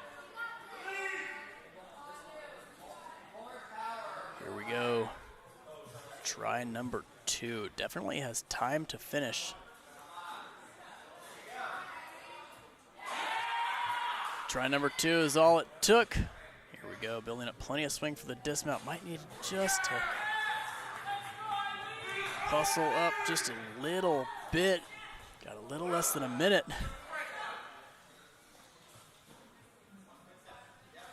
Just about. Might have to be a little bit faster, leaning. She wanted to redo both obstacles. Judge Skinny's not letting her. You're only allowed to redo one.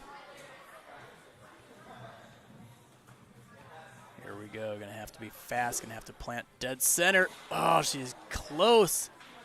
Could not possibly be closer. Really gonna have to stay dead center. She definitely has time to pick up this point. This point could end up mattering. Forward and just leap.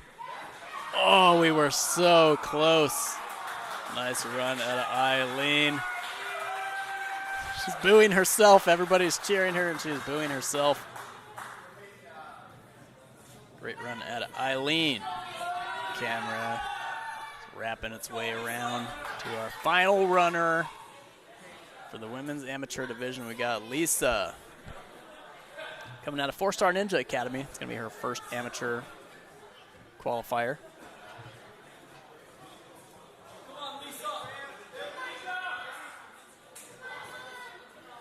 Thumbs up from all the judges.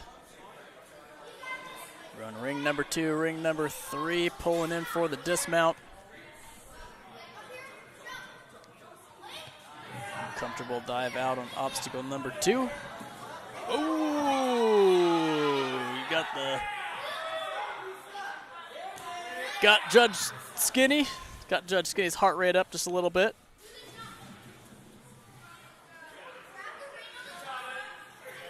Now we are on to the dive, link dismount, onto the surfboard, runs all the way down to the second set of straps, and ready to jump off. Clean dismount. Able to maintain, secure the point.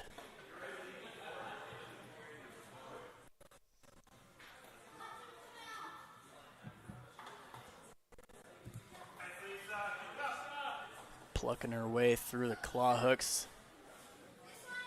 Needs some swing for the dismount. Looking more and more comfortable with every obstacle that passes.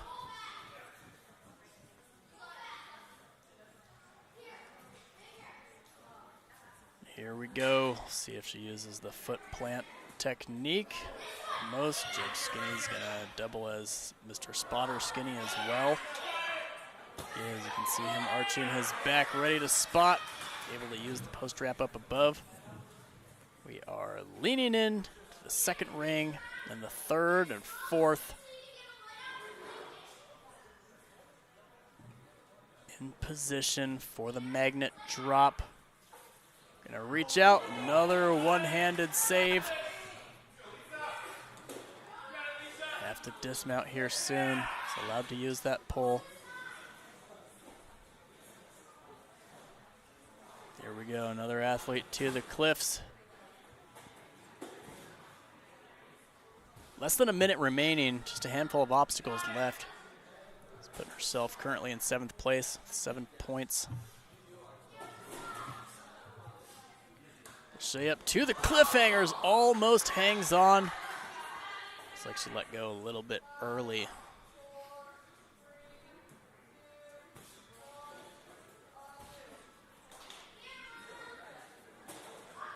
"30 seconds remaining.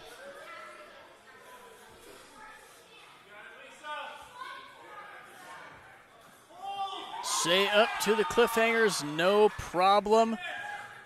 Does she have the strength to hang on and the power to build up enough for the dismount? No! Looks like she got hopped up. Have to see if she's okay.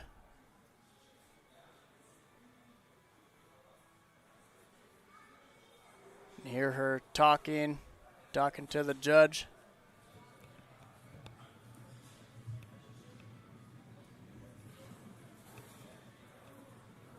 Sounds like she's all right. There, gets a crowd erupts for her. Wee-haw, was that appeal. Crazy, crazy run out of Lisa. Glad that she is all right. Nice job, way to power through. Well, that is going to be it for the women's amateur division, everybody. Thanks for tuning in. We got to get things moved over for speed. A couple course changes coming up, and then we're going to be right back into the open. We're going to go check on Lisa real quick, make sure she's all right. Took quite the fall. Peeled at the very last second. See her kind of shaking out over there a little bit.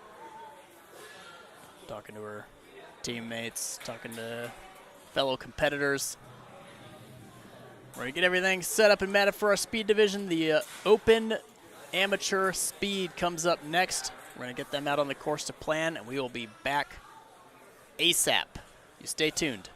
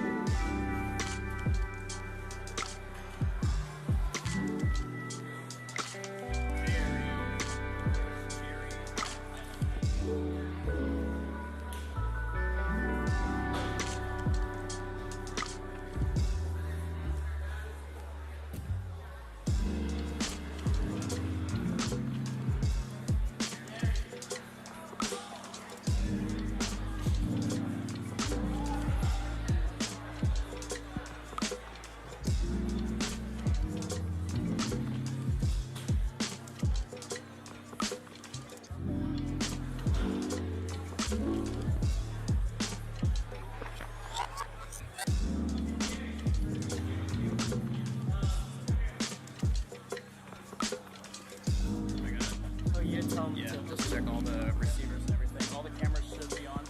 You're going to be on this camera. This is very, very critical. Their feet have to be in frame when the start, because a lot of these guys are going to have times within like a 20th to a tenth of a second. So their feet have to be in the start. So keep in mind that there's going to be a banner. Listen up. Keep in mind there's going to be a banner at the bottom of the screen. So their feet have to be in the shot. We need to know exactly when they start, and we need to know exactly when they hit the buzzer. So you're going to get them from the start all the way through here, all the way through here. I'll probably pick them up on Kyla's camera. Kyla, you're going to be on this camera over here now.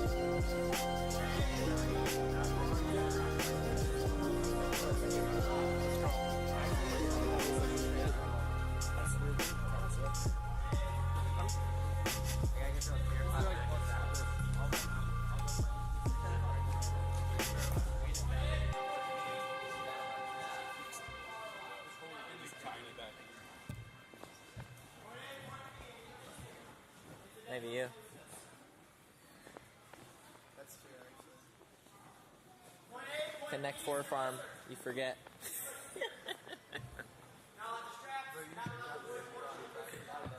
Huh?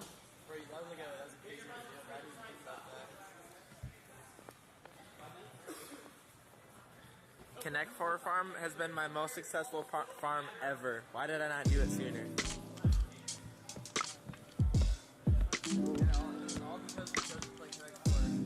Huh? True. Well, I was already thinking of the idea earlier, and my sister shot it down. She's like, no, you shouldn't be doing that much off. I was going to do my neck shirts for $30, and she's like, no, why would you do that? There's no problem with 35. I'll take it. Low-key facts, though. How do I make this, like, faster or loose? That's the speed that you get. It definitely doesn't need to be faster. Should be faster? No, it should be faster than that. With your, just move with the camera like this. Oh, okay. And you're gonna have to, you have their feet here, just pretty much be zoomed out for most of it. You know what I mean? Yeah. Try to get in here as fast as you can because I'm gonna be on your camera for almost all of it. So try to get in on the jug as fast as you can. Here, I'm gonna be on your camera for most of the run. You know what I'm saying? Good luck.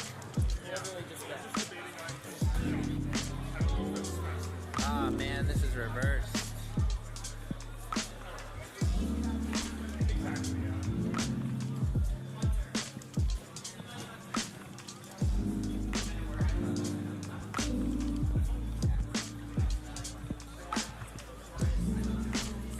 Bro, this new setting is not it.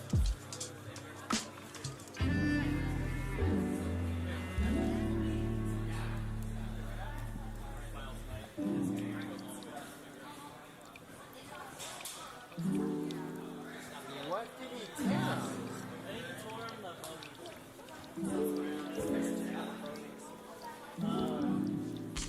Hybrid is your boys gonna Wait.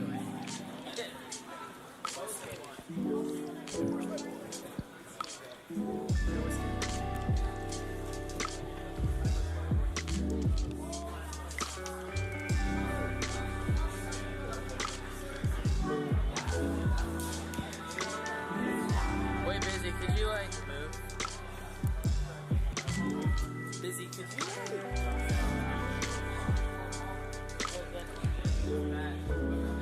Wait, no, I just wanted to get like the feet right here. I just wanted to get the feet right here. Your face is kinda in the way. Well, look, you just hit a, yeah, thanks. Oh. Hit a bent Barons right now. Thank you.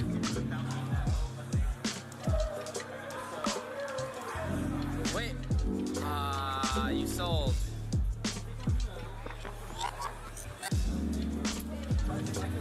Yeah, just hit like a scooch to the, just scoot over this way. Scoot over this way.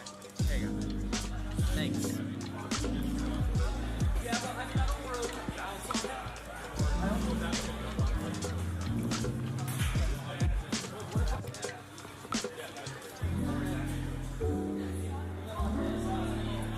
Oh, I got that. I'm locked in. I'm locked in.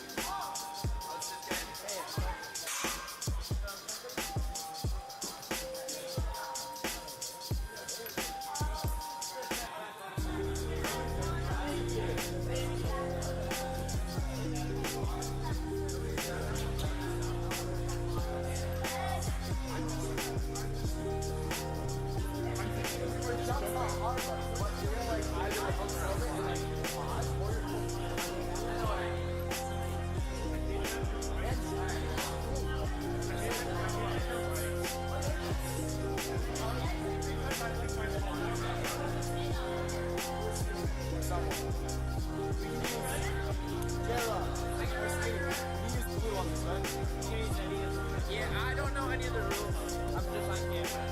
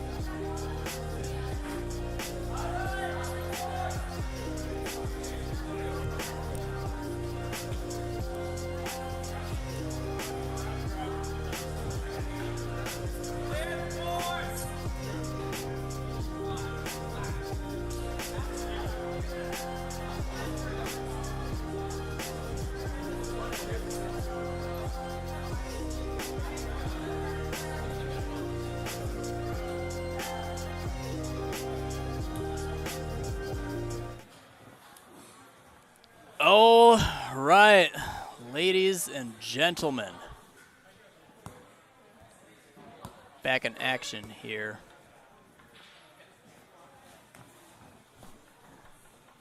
Judges are doing the very last checks here. Camera operators ready to rock, judges ready to rock, resetters ready to rock, and we are in action. Darren Halzle jumping into action here. Obstacle after obstacle as fast as possible. Cruising right along onto the jug, taking the corner, putting up a very fast speed run for our first runner of the wave. Not quite enough to dismount off of the very last obstacle. 28.2, a sub 30-second time for first runner. That is nuts. A little bit tangled up on the bar dropper at the very end, but still makes it happen. Back down to the starting platform. It's the reverse run order of the hybrid. If you ran late in hybrid, you run early in speed. Jackson absolutely flying through. Go pulling through one obstacle after another. Probably going to get an early dismount here. A new time to beat, breaking down under 20 seconds, 19.9. You cannot get much faster than that, I don't think. I've been wrong before. We're about to find out. Levi running real late. Here we go. Levi Enright blazing on through. Monster performance in the hybrid. Now he's going to want to keep this competitive trend alive. Here he goes on the reach through. Pulls through, still somehow getting a sub 30-second time with the 5-second reset.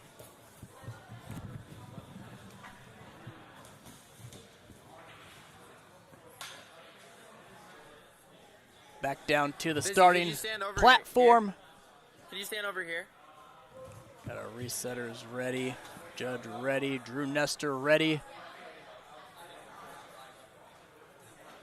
Said he has to wait for the chalk on his hands to dry. It should take about 45 minutes. You hang with us, folks. Never mind, it's faster than I thought. Here we go. Ready to rock. Drew Nestor pulling through, popping through the first couple obstacles onto the Lachey floating platform. Absolutely monstrous skip to the second trampoline. Coming around the corner, bar to bar, 90-degree Lachey. Dive out, jug link, pulls back on the ring, up onto the final obstacle of speed. Can he pull through this fast enough? Looks like he does, to the buzzer at 23.7 seconds. blazing fast time.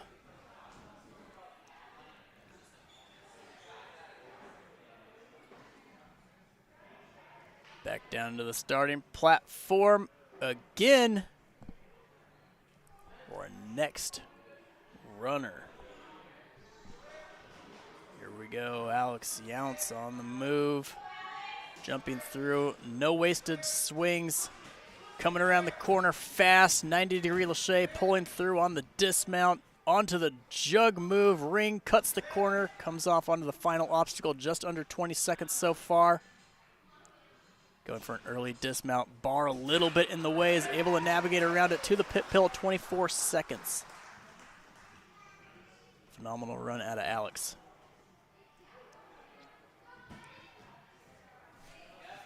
These athletes are absolutely frying through the speed round. Nate up next. Nate coming out of Ninja U Ankeny. Rocking the Ninja U hat. Up the ramp, down onto the underbar lache, another lache onto the floating pat. One extra backswing just to be sure. Trampoline, trampoline, wall run. Around the corner, pulls himself off into the double block stack onto the jug lache. Monkey bars through, uses the ring to change directions.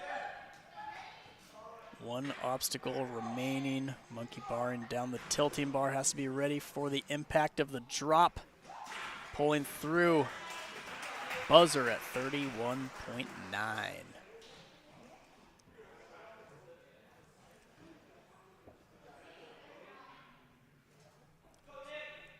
I was expecting a backflip there.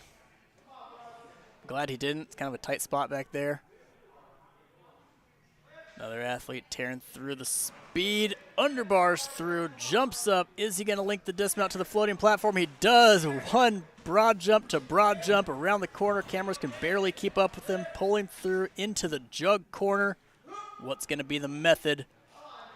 Short lache, perfect hand placement, gets just a little bit tangled up, and we are on to the final obstacle already. Quick pop through, bar tips down. Pulls himself through the dismount and a dive, 31.1. A lot of fast times.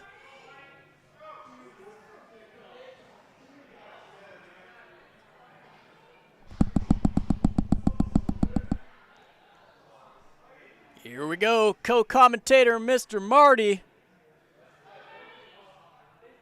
First NSC speed for Mr. Marty. Monkey barring through onto the jump link. Potential is allowed. The post did use the yellow bar. Good eye on the judge. Good eye on the judge. Probably did not even mean to. Is allowed the post. Trampoline, trampoline onto the wall run. Quick feet, quick feet. Goes out of frame. Just saw the legs go overhead. Here we go, wall run again into the corner. Can he pull through? Pulls through. I know he isn't a big fan of the jugs. Oh, I do like the plan. Only has to wait the 5 seconds. Let's see if the plan changes or if he keeps the plan to lache 2 ring. Does get another try. In theory, it would work. What he is attempting would work, but he does have to be lined up. Oh, low. Oh, no. Okay, I thought he was going to jump all the way to the ring. Here we go. Can he use the block to redirect the swing? Is he going to attempt the same lache again? Here he is. Okay, it's coming around. It's coming around. It's good usage. Here to reach out, is able to reach, way to redirect his swing and pulls back up into it. We're taking a breath. He has a single obstacle remaining. He jumps for the bar tipper, has to wait the 5 seconds. Trying to use the height as a resource, even just to skip a singular move. We are monkey barring along. He's going to have to withstand the impact of the bar. Dropping. Does he have the energy left? Does he have the energy left to make it happen? No! Coming up here, putting hybrid number 2. We got 50 seconds remaining. He's going to have to dig deep. Here he is. We're making it happen. You can hear the crowd coming alive. The judge is giving him encouragement and love and friendship. You can hear the cheering happen. Here we go. He's coming alive. He's looking, something happened where he looks revitalized. Coming up on 20 seconds left. You hear the cheering. You hear his team cheering for him. We're getting a clear. We got a buzzer. Skinny, not quite taller than him, even though he's on. He gets a gold coin for that. He gets a gold coin. Already gets the Bitcoin. Got to be the run of the day. It has to be the run of the day. All right, heading back toward the starting platform. Judge reels all over. Had to reel the whole gym back under control. Up next, back in action, we got Moses. Moses is a heavy hitter. Very fast, very explosive movement, striding through, yanking through the corner onto the jugular shake, and he used the ring quickly to change directions. Has to take half of a backswing, not even an entire swing, maybe half of a second penalty. An early dismount, no problem for Moses. Sub 25-second time, 22.4. Fast run out of Moses, even getting tangled up a little bit, still able to salvage it.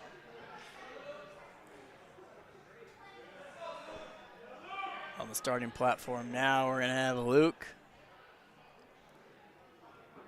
Luke took a hit during his hybrid run, trying to do a giant move early on, a Lachey to precision, and now we are cruising along, ripping around the corner, 90-degree bar Lachey onto the jug corner. Reaches out left hand to the ring, slight delay backswing to change directions. Onto the final obstacle. Shuffling through one of the fastest moves we've seen on the final obstacle. Enormous dive to buzzer, 21.3. Hit the knee to the buzzer. This man is putting his body on the line today. Great run out of Luke. He did a flying knee onto the buzzer.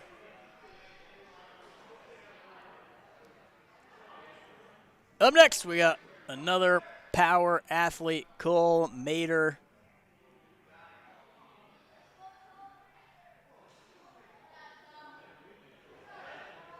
Cole ready to rock, thumbs up all over the place. Go, obstacle 1, no issue. Obstacle number 2, slight backswing. Double jump through the wall run, tearing through. Cameras can barely keep up with him, ripping around the corner. Through the ring, pulling through. Final obstacle of speed. We are absolutely cooking. Can he get the early dismount? He does, and that's a 21.7. 21.7 seconds. That was fast. We have next on the starting platform the one, the only, one of one, Steve. There he is. Steve took a beating on the hybrid, unlocked some new beta. Here we go. Up the ramp, onto the first big dynamic move of the speed course. Another one. We are Lachey to pre. It is a clear on the floating platform, so he will have to redo this obstacle. Trampoline to a wall run. Using his whole body to bounce around, pinballing through the post to stay on track. Coming around the corner as fast as possible, pulling up, rounding up on about 30 seconds, using a jump out, backswing techniques, able to monkey bar through the jug. And he gets sort of tangled up here in no man's land, hangs on, left hand comes out, just enough to change corners. One obstacle left in the speed course, jump, link, reach up. Have to enact the drop down action of this tipper. Wants to reach out as much as possible, hanging on for dear life. You do not want to get too far askew. Really cranking through the dismount, making it happen, and a buzzer, 105.9 for Steve. See, we are breathing heavy. Speed courses. People absolutely shredding. Kale is up next, another athlete out of Ninja U, Ankeny. His first NSC speed course. Jump linking through, giant broad dump to trampoline, running through the wall runs, tearing around the corner, 90 degrees, jump link, reach out to jug, quick link through the ring, low center of gravity to stay on top of the dismount platform. Here he goes, gonna have a time just under 25 seconds, 24.5. Athletes are really putting it all out here. You have to in the speed course. You have to with a division that is this stacked. Up next, another one of one. There he is, hitting him with the Egyptian. Here we go, Bryce. Excellent link through underbar tech, floating platform, trampoline 1, trampoline 2, into the wall run, coming around the corner. He is fast. He is pulling through every single dismount. Jumping out to jug. Excellent tech, using that circular swing to get up onto the final obstacle. Monkey barring onto the bar dropper. It's possible for a sub 30-second time. Potentially, no, he was so close. Has to wait out the 5 seconds. Keeping his eye on Alice with the countdown. And next, the drop. Does he have the swing? Should certainly have it on this one. Quick match, powerful. Lachey through, and a buzzer. And we're at 46.8. Nice run out of Bryce, putting it all out there.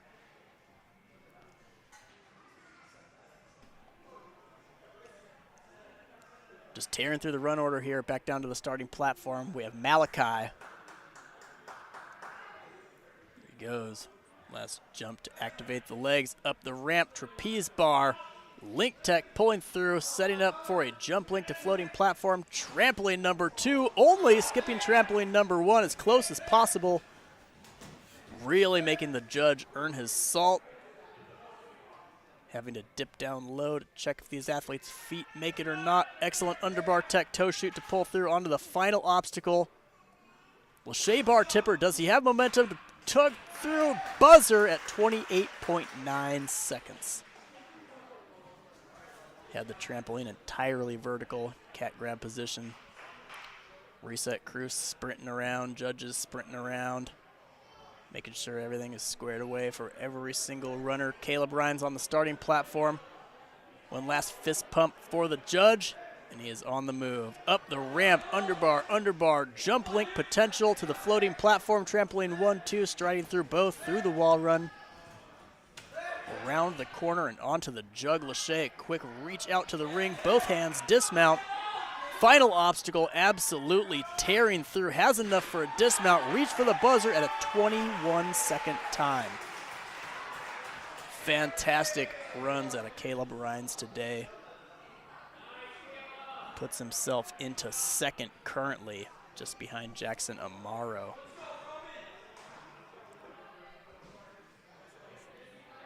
Puts him in second place overall. Currently we have Roman, our first clear on the hybrid course. Really opened everything up for everybody else. Gave us some hope. Second trampoline, skipping the first through the wall run, around the short Lachey bar corner and onto the jug already. What's the tech gonna be? One pullback on the ring, no problem. Enormous setup to jump through. Can probably pull right through the dismount. 21.8 second time. The front handspring almost became a kebab, almost became a skewer. Up next, the coach of the weekend of Ewan and Moses. We've seen all weekend long coaching away, coaching their athletes, putting together the best runs they absolutely possibly can. Double underbar, jump link, trampoline. Collapses forward into the wall run, tears his way around the corner, up onto the double block stack. What's the tech going to be on the jug? Lachey, immediate reach, half backswing, pull through. One obstacle remaining in the speed for Ewan. Gibboning along. Does he have the power to pull through? Doesn't quite trust it. Yanks through on the second swing. Still puts together a very respectable time, 26.7 seconds.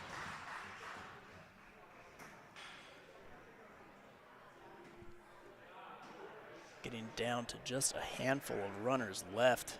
These would be the runners who ran early in the hybrid. They get a run late here in speed. Diego Carvajal, covered in chalk, jumps out to the trapeze bar. Second guesses the jump. There we go. He is allowed that ring as well. Pulls through. He is allowed the post. Jump up, tack off, trampoline in to the wall runs. Has to tear his way around the corner. Very familiar with Obstacle Academy. Been here for years and years. One extra backswing just to be certain.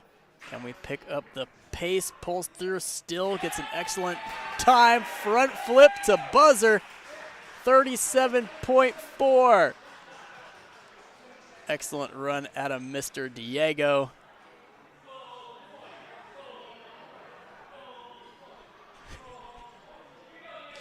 Diego gets a gold coin for the flip. Bryce getting into the loot. Up next, we got Myles. Myles Knight is not going to be running. But we have Cohen Dahlstrom, the first runner of the hybrid, tearing his way through, almost cleared the hybrid on his very first attempt. Kicking through the ring, putting together an absolute blazing fast time. Always competes really well here at Obstacle Academy, and 20.3, almost a sub-20 time. Tearing through the speed course. Jackson Amaro, Cohen Dahlstrom, Caleb Rhines rounding out your top three for speed. Cohen Dahlstrom positions himself here in a good spot. Going forward. Now for the women on speed.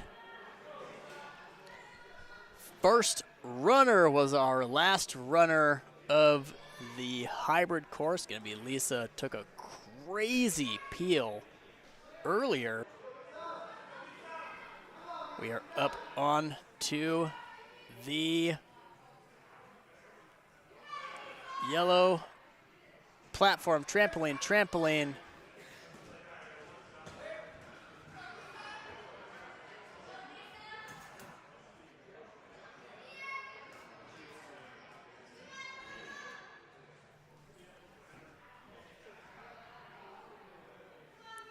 Onto the jug. Lachey, nice reach out, spanning out the reach. A much more difficult span than you might think. Dismounting through, taking a real quick breath.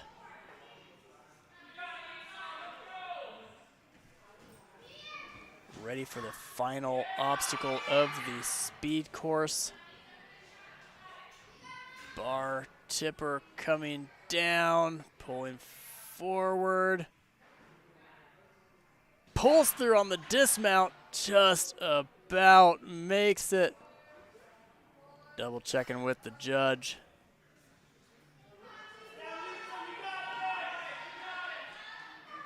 Judge is checking on her, has to be kind of winded at this point.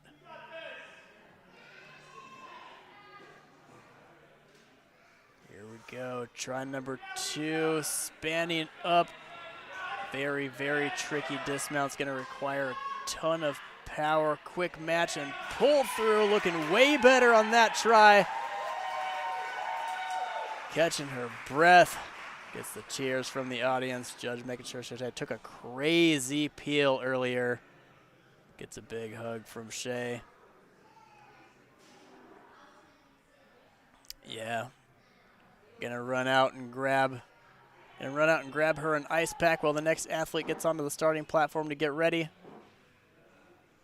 Next athlete is gonna be Ilene Ilene doing one last arm stretch. Never have too many arm stretches.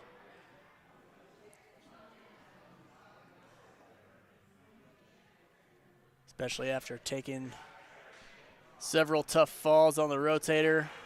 A little bit of dancing in, get some ankle rolls in. Standard warm-up routine here.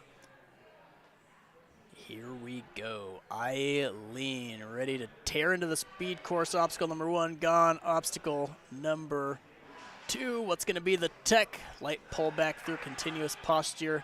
Potentially setting up a jump link. 1 backswing just to be certain.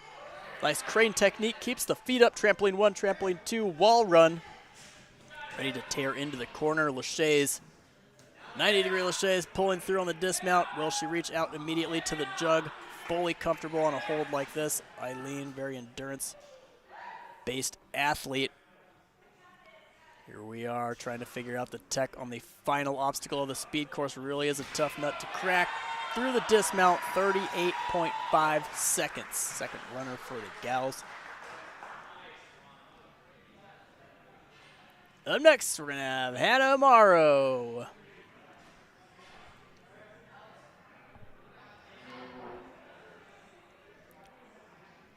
Here we go.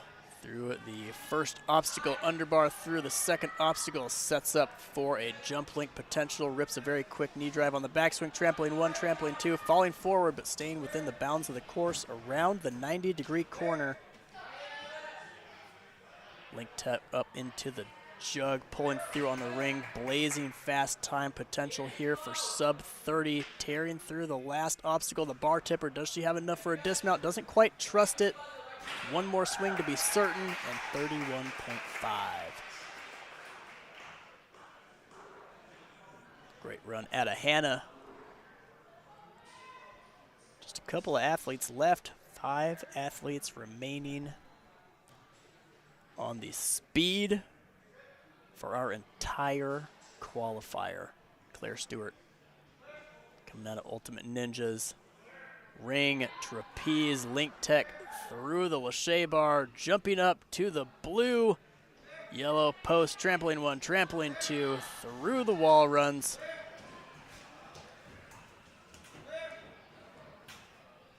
Shane around the corner, jug, ring, cutting another corner, excellent swing design. Onto the bar, tipper, one big pullback, has enough for the dismount early, 32.3. Final time there for Claire Stewart.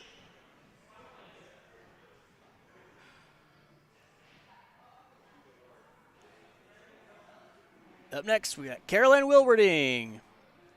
Had a fantastic run in the hybrid. Jumping out, jump link through the trapeze bar. Almost a jump link onto the floating platform. One more swing just to be certain. Through the trampolines, we're tearing into the wall runs. Rip our way around the corner. Pull through, linking the dismount onto the jug. See what the tech is going to be. One quick reach out, toe shoot, dismount onto the final obstacle. Gibbon moves through the tipping bar. Powerful Lachey out. Buzzer at 31.4. They put her in first place.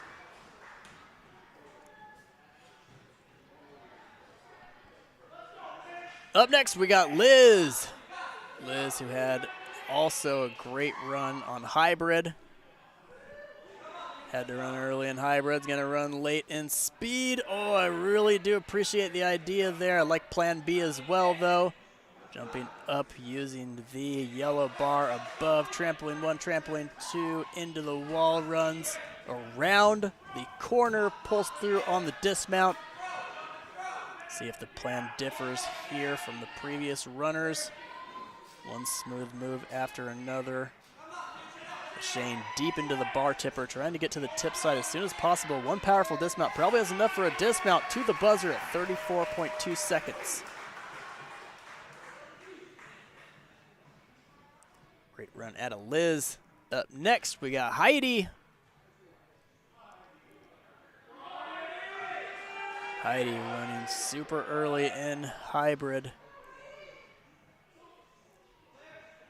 Cruising on through, jumping underneath the ring, setting up a monkey bar to full confidence dismount. quick backswing. Lachey to platform, tacking off 1 trampoline, 2 trampoline into the wall run. Ready to rip around the 90-degree Lachey corner, pulls through. 1 extra swing here toward the jug. Both hands at the exact same time, critical on a hold like this. Does probably have enough to reach to the ring, but it is such a commitment. Have to be accurate. Reset crew comes in and out, jumping into action. See her shift just to plan just a little bit differently here. The second time the ring is becoming an absolute nuisance for her. Reset crew dips in and out. See if I do like the monkey bar tech that she used. Just has to be a little bit more accurate on the ring reach. There it is on that try. You can see the training partners come to life. The cheering's happening in the gym. Here we go. We're Lachey up onto the bar tipper. Get this thing rotated downward. Do we have the strength and energy left to dismount out? We do, and we've got a 119, I believe. 119.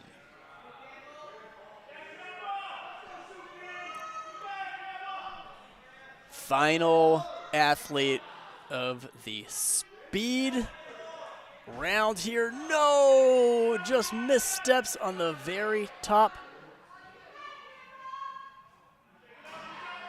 Can still put together a good run here. Able to use all of the components there, sprinting through the trampolines, hopefully not letting that fall get to her. She's still pulling through. Whatever she had for a plan afterward was working until here. Come on, Campbell, we can still put it together. Had such a phenomenal hybrid run. Still salvaging the speed run, honestly, with 2 falls, still putting together a fast time. If she can just dismount early here, quick match and pull through, dive for the buzzer, we're gonna have 43.5. Wild, wild runs, wild happenings here. High action, high emotion, you're putting it all out there. Fantastic run out of for every speed athlete, every hybrid athlete so far. We have 1 round remaining. We'll see if we can get our open run order somewhere here. See if we have the list anywhere about the top athletes moving into burnout for the open division, 14 plus. We do have to manually time a run. Quick software glitch will manually time a run, everybody. We're gonna reset our courses for the burnout. The open is gonna be up first. It is the last thing of the event. It's gonna differ in the previous 2 courses, and that there is no dropping. No resting. No standing, no feet whatsoever. It is all grit. Starting platform to the very end of the course. See if we get any finishers. Here, we've had a handful of burnout clears so far in the event. Let's see what the amateur division has left for us. All endurance from here on out, folks. Thanks for tuning in. We're going to get our courses switched over real quick. Be back very soon. Don't you go anywhere.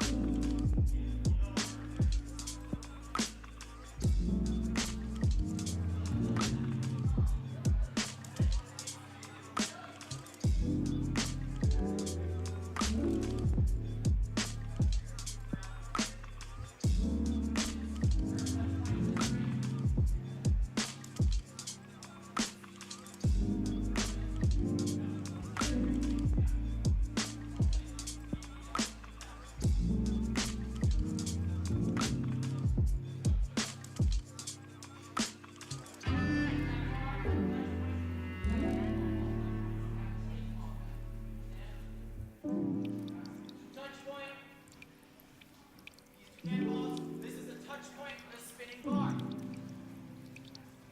Bar, touch point, touch point. Questions?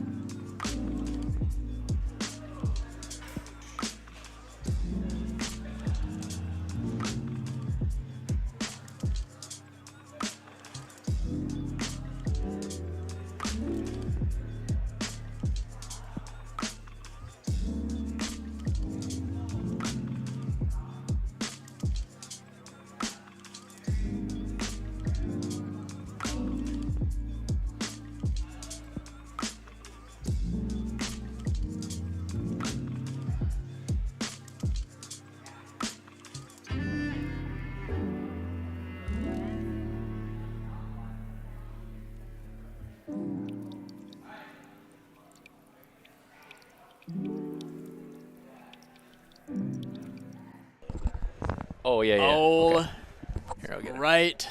Gang, looks like Cole Mater on the starting platform. I got Bryson here doing commentary with me. He just didn't quite make the cut for the burnout round. Well, I did, Hunter. It's not truthful because I decided to give my spot up. It's did? wonderful. I did. I'm a magnanimous you person. made I did. I mean, my soul. Nice link there by Cole and coming around with that left grab. I did. I felt, really good. I had a lot of cheers, and that put me into 10th place in my heart. Let's go. So I decided to give it up, though, and I'm glad I did because Cole is already starting with a really smooth run here. Yeah, Cole's been out for blood here. He didn't have an outstanding hybrid, but a monster fast speed course run. Here we are, good smart there getting that touch point. Yeah, you'll notice the athletes, if you guys are new to the NSC, you'll notice occasionally they'll reach out and tap one of the holds. And there's a reason for that. That secures the next point without having to fully engage it. So you'll see sometimes they'll get to a chalk point and almost look like they're resting. But really they're just chalking up, securing their touch point for the next obstacle. Now we're looking at this. He has 6 points so far, Hunter, and I noticed a couple of these obstacles have some of this white tape. Is that all the touch points? Is that every time that they get to an obstacle with a piece of white tape, they're going to be tough to see here. That is a touch point. So you'll see the bottom left of their screen where it says points, and then underneath that is 9. They're about to be 10. Got another one there. Got another one. There are 16 total in the open amateur wave here. How about for the female division next? Female, I believe there are 12. Okay. This was kind of the game ender for a lot of athletes today. The whole structure moves. Oh, great run out of Cole, though. Yeah, nice. Strong reach. Nice push out of Cole. Dropped his phone. Dropped his phone. He wanted to carry the extra weight with him during his course run, I guess. I love it. That's great. You know, I did my runs earlier today. I did my hybrid for the first time putting music in my ear. I had never done that before. You had a headphone in. You weren't did. wearing your Beats Fit Pro, though. You were wearing like an orange. They're the new version of the Beats Fit Pro. Oh, those are good headphones. Had AC/DC. Now, here, I got to tell you about this guy, though, here. Drew, my goodness. Is doing great. When I think about massive monster obstacle athletes, Drew is at the top of my list. I'm excited to see what he puts together in this. Let's go, Drew. Let's go. He's always doing something sendy, collecting points, running a little bit early in the burnout, but hey, he's running burnout. That's right. Got a lot of strength. Yeah, a lot of strength, a lot of power. Oof. Enormous. Wow. Just a time saver here. That's what I would have done on that obstacle too. I believe I would have done it as well. Yeah, I would have done it as well, but I would have peeled off actually on the backswing down to what's called a scorpion. where your legs kick up behind you over your head. Haven't seen one of those in a while. Drew cranking along under a minute to this point. He's coming up into the territory where Cole Mater was previously. He knows how important it is to stack as many points See, with the type of run, I mean, what he's doing right now is actually it's a kind of a strategic move. He's running early in burnout, and he's inherently a fast athlete, but because he is going very fast to the current fall point, everybody else will have to get here quickly or clear further. So it really is a strategic move if you're running early in the burnout, especially with a lot of killers, you know, running after you. He's going to probably have to be dynamic here. Nice move, Drew. Yeah, no problem. Picking up another touch point. Another touch point on the rings there, huh? Yeah, last chalk of the competition here for Mr. Nestor. And just still hanging in there, Drew. Boy, when you watch this back later, Drew, I want you to be so proud of yourself. And just remember, we were here cheering you on in the booth. Yeah, man. This is great, though. I mean, the run for the Open, waving hi to Mom, that was good. This is a stacked field, Hunter. Dude, it's stupid, bro. It is so stupid stacked. I was looking around. I was like, okay. It was basically like Nice 7 people had signed up for the amateur division when we set the courses. Yeah. Here we go. Oh, man, we're pushing. Here go. comes the grit face. All you have to do is there. hang on to the little one. Come on, dude. Please, Oh. bro. No, there was hope. What a great run, though, and all smiles out of Drew and Coach Skinny out there. God, he was so close to the gold coin. Look at that, man. You got the whole crowd fist bumps all over the place. My arms, goodness. dude. His arms have to be fried. You can see him feeling. Your bracelets tighten up. He had a long hang out there trying to shake out on those wood rings. I mean, what he did just, we talked about it for a second. It's critically competitive what he did is get to the 10th touch point with a blazing speed. Yep. Tear through the cliffs and then take your rest before the final push. So he gave himself a really good shot at the finish, but just budgeted his endurance one move incorrectly. I think about these burnout courses too, and it's not a lot of different components early on, but every time you open and close your hand, it just wears on that grip. And then for you guys to put this dynamic kind of mid-range lâché off the rings onto a bar right away, it's sneaky evil. It is 100%. It's so early in the burnout that people you over grip, when you're under pressure. Yeah. And so a lot of them too, they'll over lâché it and take this early on tax. They get early on taxed for it. Yeah.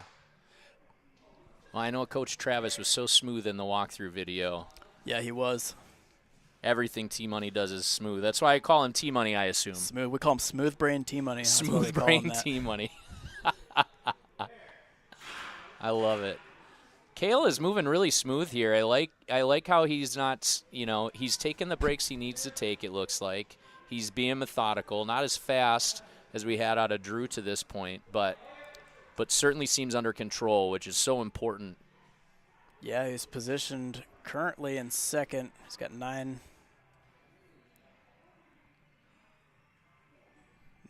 points here, 10 points. There you go. There you go, Kale. Hang in there. Yeah. Come on, Kale. Ooh, wow, right on the front. Finger full of cliffhanger. Come on, dude. There's a moment of levity. Oh, so close. He was so close. Great performance. That was wonderful. When you get to the end of these burnouts, at what point do you start thinking there's a skip possible just to get that last touch point to that ring? Me or them? Well, I mean, I'd like to hear from the master first. It'd probably be about this third egg. I would probably think, all right, if I can skip one of these eggs here, maybe I get to the 5th one. Moses. Yeah, that is a good point, though. Like you were saying earlier, the dynamic moves, they do add up. So sometimes the big skips, they really are all kind of a Hail Mary. Yeah. In these two, you see everybody, they're not skipping the eggs. They're not skipping the cannonballs, and it's almost not worth it early. But, we saw in that last run, I almost wonder, and this is from me, too, the seasoned ninja athlete that I am, really strong burnout athlete. I mean, if you've ever seen me do burnout, you know. Yeah. Here we go, Moses. Nice and smooth. There you go. Get that touch point. Yeah, Moses. Oh, and right into it. No chalk. He's heating up, man. They do. I think they do train a lot of burnout over at NU. Just watching a lot of them are climbers too, and they also understand. They have a pretty good game sense over there about where to push fast too. I could hear Moses coaching kind of all day, and he was saying the right things on when to push quickly, telling his kids, and he had at least 1 or 2 champions here on the event on just understanding, from an aerial view of the game board, Nestor went quick to that point. He's going to have to get there fast, but that isn't where his run ended. He had 14 touch points. That's kind of the mark to beat. Moses is running late enough in burnout to have some data, but he has ridiculous athletes running after him, so.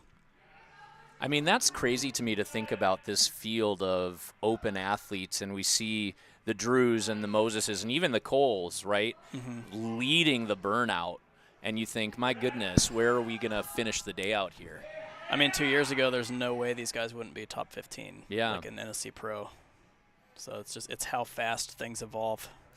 I think it's really fun, too, because you have a lot of gyms represented throughout this whole weekend, and it seems like there's a really the restriction. I thought he was going to go the backward throw into it, but probably a smarter move to do this. No, but all the gyms really seem to be close, Moses. Really nice. He got that point, missed that last point. Yeah, nutty, man. Yep. The sport's growing fast. It's hard to set anymore, really, but there have been some signs of life here. This kind of Moses positioned himself into second with that run right behind on burnout here, right behind Drew. We've got Luke coming up here. No, I was saying it's great to see, as both a parent and also an athlete, all the gyms starting to come together to really think about how to keep progressing the sport. It's not stagnant. Yeah. Oh Luke going for the skip. Yeah. He's doing it. He's doing it. This he has been nasty all day. Oh, my. Being nasty with it. He, I don't know if you saw his hybrid run. He tried an early skip to precision on the blue bar. I did. Dang, dude. It was a big sound out there. I don't know if you got it here in the video, but. No, I wish that we did. Now, Luke seems like he's doing what you were talking about earlier, understanding that there's a fast touch point to 10. 100%, dude. You got to get to the 10th quick. It's just, Nestor just kind of, you change the competition. If you run early like that and you pull a move like that, you change the competition. Yep. Now I got to get through these birdhouses quick to get to that next touch point in under 1. Yep, so then there will be to the 10th. That becomes an important mark. There we go. It's coming down. He got there quick. I mean, if you understand really where you're at from a conditioning standpoint, too, it's like, yeah, in a race to that spot. No, conditioning is a big part of my game and what I do and bring to the table. Same. Strong conditioning. Yeah. 40 years old with 3 kids. I condition a lot. I condition my hair or shampoo it. Sometimes. Only if my fiance leaves conditioner in the shower. And here we have Levi, big competitor coming out of Iowa. Levi, ridiculously strong, man. A lot of times, too, this is the first year. Nice and smooth. I think since he couldn't have made it into NSC top 15 this year, or he wouldn't be eligible. For the amateur division? Yeah, that's eligible. The cutoff? Yep, I think that's the criteria. And so now if Levi goes out and gets top 15 but the season's done. Yeah, the NSC, except for the season is done. That was a great finals. Yeah, it was wild. It was very wild. Yeah, he had a baby recently. Levi did? Yep. Well, no, his wife or fiance did. No. Well, hey, look, question, both people in the relationship have the baby. They're equal. That's you got true. Responsibility across the board. Can't just put that on one person. Well Hunter. said, man. Well said. I'm progressive. Yep, me too. Here we go. Nice hangout. Now, Hunter, can you tell me a little bit, like, how do you train to be able to do this? What Levi's doing here seems like it would be more taxing, but everything you hear on commentary is that this is such an important skill, be able to shake out and do single-handed. And recover. Yeah, and recover those little time. micro shakeouts. Yeah. I feel like, I don't know, talking to, and I hear some people say it a little bit more in passing too, like Phil Folsom can recover really quickly on bars. So it's one of those things that you have to take it, in order to make like fair courses, you have to take into account like, hey, this course is way too slated toward people who are cliff strength heavy. Got it. This course is way too, it favors people who have like pull strength. Yes. So it's like you really do need a balance. So I think, you can train by doing, dead hang training and trying to recover quickly. But realistically, like, course balance has a lot to do with it. I mean, that's great to know. The question I think everybody at home wants to know, though, is if you're kind of thinking about the competitors and you don't want it to be, too. Here we go, Levi. Oh God, dude, here it comes. Oh, he's moving. He's gonna quick. get it. He's got it. He's chilling, dude. He's got it. No, we're chilling out here. My man needs his coin. Yes. My man needs his coin. Wow. Oh, I knew it, dude. 2 gold Straight coins. up knew it. Just nasty. That is gonna be hard to beat now, bro, because he had those teeth hanging down. He just cruised through that. The Hillbilly Deluxe. And you got to wonder. There he is grabbing that coin. I think about that recovery, right? I mean, he spent time recovering where he needed to recover. He got that 10th touch point quickly. He moved through quickly to the next ring, which I think seems to be another good cutoff. And then at that point, you either have to get all the way through or you're not going to be where you want to be. So, yep, just fluid enough, just strong enough, ran with just enough data. He positioned himself to run late enough to understand. Played the game, really just played the game just right all day. Now Roman, that's fun. This is kind of anticipated for me here because, only 2 people cleared the hybrid, right? Right. It was just, 3. Because Jackson, I think, cleared it also, Jackson Amaro. Okay. Roman, I believe, was the first. So this is going to be interesting. And Levi. Yeah, and Levi. So this is going to be interesting because I haven't seen I don't remember seeing Roman compete. I don't know if he's done before an NSC this Pro. I don't think so. He's definitely not done an NSC Amateur. I can tell you from the athlete area, he certainly was no stranger to the athletes. He seemed really strong. Everybody over there seemed to know him. Very exciting to have him here. Yeah, he's from Ninja U. Great. I don't know if we've seen him in like the MNS or anything though. Maybe not for a while. I don't know. These guys grow up so fast that straight up could have seen him and he could have had long shaggy hair and been 6 inches shorter 3 months ago. Right.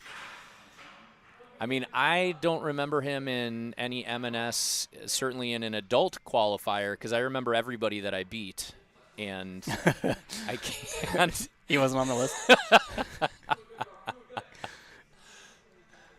I was going to say earlier, it's got to be hard to design a course, around people's strengths when you have so many athletes now that are training in different disciplines. Yeah, dude. And some of them come out of nowhere too. Right. So it's like. And close, Roman. Yeah, nice comp out of Roman. You can see him trying to. That pump hurts so bad, dude. Yes. Like end of a burnout course. I'd really like to see another full clear here. I think that'd be really fun. We got really close with Drew. It's happening. Okay. I guarantee you we prognosticator have of prognosticators one. here. We have 3 left for the Open. Okay. Guarantee we have at least one. Caleb, Cohen, and Jackson. Yep, at least one of them will put this together. They couldn't have had a day like today. Levi's going to be hard to beat, but they couldn't have had a day like today and not put this course together. This is great. Boy, I tell you what about Caleb. Not only is he one of the strongest athletes, not even for his age. He's a strong and smart athlete, but gosh, just one of the genuinely nicest people. I know, man. I know. And I tell you what, as a parent, I can tell you that for me, and my kids are athletes as well, I would give up every single win that they have in anything for them being good people, and they are good people. Let me clarify 100%, that. But it's so important, and it's just fun to critical. see that paired up with this type of success and just cruising 56 seconds to that 10th touch point. No, I was talking to some people in the warm-up area today too, and I saw he was in third going into burnout, and they were talking about him. They say he's cooking. He looks really strong today. He's cooking, dude. Like this, I mean, it's as locked in as I've seen him in a really long time. He doesn't even have his whole left hand on the cliff, so right. it's fine. Gonna forgo the last chalk point gone. We're not resting here. No chalk. He's He's just moving, dude. I mean, if you get through the obstacles fast enough, I guess it doesn't matter how hard they are because you're only on the course for a minute. Right. This is crazy. Who is this, Caleb? 1:35. What is happening, Let's bro? go, Caleb. Are you kidding Yes. me, dude? No way. Are you kidding me, Caleb Rhines? Are you? What are you doing? Wow. What are you doing out here, bro? What on? Has under 45 seconds faster than Levi. What is wrong with you? My goodness. Give him I don't- 2 what did we gold just coins, watch? Skinny. Homie's See crazy. his I coach gotta out tell there. his training partner Mitchell Fry failed that dismount. I gotta tell him. You know he's watching. Mitchell, if you're watching, I'm gonna rewind and rewatch that. That was a clinic. I Gosh, and we're not done. I asked for it. I guess asked for at least one more called clear. it. I guess I didn't know he was gonna turn it into a speed course. That's that for these strong athletes here too, Cohen and Jackson, to close it out. I mean, to see somebody come in under 2 now, that's got to put extra pressure on you. Dude. Where maybe you were thinking like, I can clear this, but now you have to really add in the time component. No, dude, it really does change it, man. It all starts early on. Starts early on with somebody pushing to that deep touch point fast like that. It really does change the competition. What a fun way to close out this open division here, and we still are watching 1.5 courses left here. Oh yeah, man. The day is not over. Still coins to be earned. I will say, I was not afraid to go grab a coin myself after that speed run. Yep. Yep. Feel like, technically that was my first NSC buzzer, so I'm gonna 100%, bro. I'm gonna own that. 100%. Nice Shoulda move out of handed. Cohen. Ooh, a little bicep action here and a twist. Here we go. We're making good time. It's his 10th point. Did it in 1 minute and 8 seconds.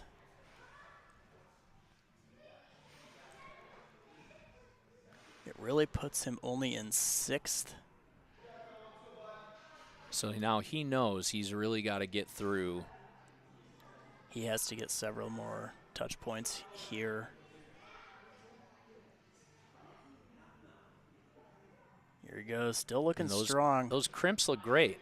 His hands don't look weak at all. I mean, No. they're so strong there holding those cliffhangers. Yeah, not at all, man. I think realistically it's because it shifts and moves a little bit while you're on it. And also you have to be precise. And it's going to tip.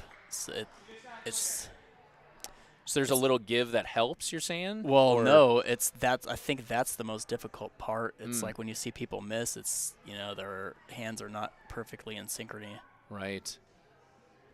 Gosh, and again, these athletes pulling a Bryce and just really recovering on one arm Recovering as long quickly as at they the end of the can. burnout course, yeah. I mean, but this is smart. This is exactly what we saw Levi do to get through. He picked this spot. He went, this is where I'm going to recover a little bit on that pipe, and we're going to go. And I know I saw Cohen and Levi out there walking the burnout too, so you wonder how much of that too is They preparation. chatted about it. Yep. Oh, man, he's Here we shaking, go. bro. He's He's going. shaking. Come on, dude. Yes! Another one. Another one. His arms are dude. just licorice sticks waving around in things the air. Jello. It's so much. My man, goodness. you get so pumped after like a good course clear, but if you know, it hurts. Your Yes. arms actually physically hurt so much more if you don't quite clear.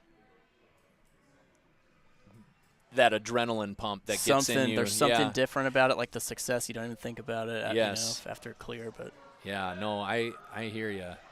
up next, we have our final open athlete of the weekend. So Caleb, Levi, and Cohen. Caleb sitting in first place overall right now. Yes, he is. Jackson put on a great speed run. I was watching that one live. Dude, and that was nuts. that was fun. That was crazy. Ran early. I tell you what, it was Sub watching 20? some of these kids is why I decided to try that underbar on that first speed, because I thought, works. why not, right? Literally works, man. Yep, whatever they're doing works. Smooth. It's like you can can extract a lot of good data from what they're doing. Yeah. You know what I find interesting about these burnout courses and watching the different types of athletes run is there does seem to be different styles, right? Some people are very static. Other people really kind of flow with it, and we see both of them end up being successful. But Jackson looks to me more like a flowy burnout. His body just seems to kind of be moving from point to point to point, and he's Yeah. riding that momentum instead of fighting it, and it's Yeah. working for him. Comes down to from the most that I could kind of theorize, it comes down to character model. You know, like the leaner, wiry strength like this, like Yes. Andreas Johnson Yes. is a lot like this too. Yep, very flowy, Yep. rides his body through. Fluid, yeah, a lot Yep. of shoulder control, a lot Ooh, of got those thumbs on the front. Good a lot job. of good skeletal strength. Yes. That's why too. I mean, a lot of like when you're designing burnout courses too, it's like to challenge some of these guys with a little bit more skeletal strength and less actual pull and power. You have to put these powerful moves in, try to balance the playing field a little bit. Jackson, man's looking He is strong, just moving through these. barely hesitating. Minute 55. Crazy. We could have added an entire Wow. another obstacle, I think, to this burnout, and some of these guys would still clear. Look at that. What a wonderful burnout. Close to the burnout there. 2 sub 2 minutes. Nutty, man. That puts Jackson Amaro into second place. And did Caleb Rhines just win? Okay, he got second overall. I was like, dang, I got to tell my boy. Oh, wow. Tell my boy what's up. So there we here go. are Jackson Amaro with that burnout clear, puts him into first. Caleb Rhines, Cohen Dahlstrom, Levi Enright.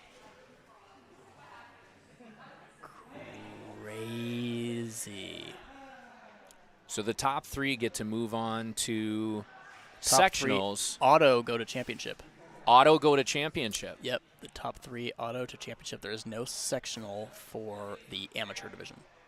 Oh, okay. So the sectionals in at big time is only youth. for 13 and under. No 14 plus. Got it. Right, Heidi beginning her burnout journey. First burnout that she has ever run. Heidi's looking great. And Heidi, boy, I tell you, her day today, she's been working with us in the adult classes here at Obstacle Academy. And what a fun person to have in our class. She brings the energy. She continually surprises us and herself. It's just incredible what she's been able to do.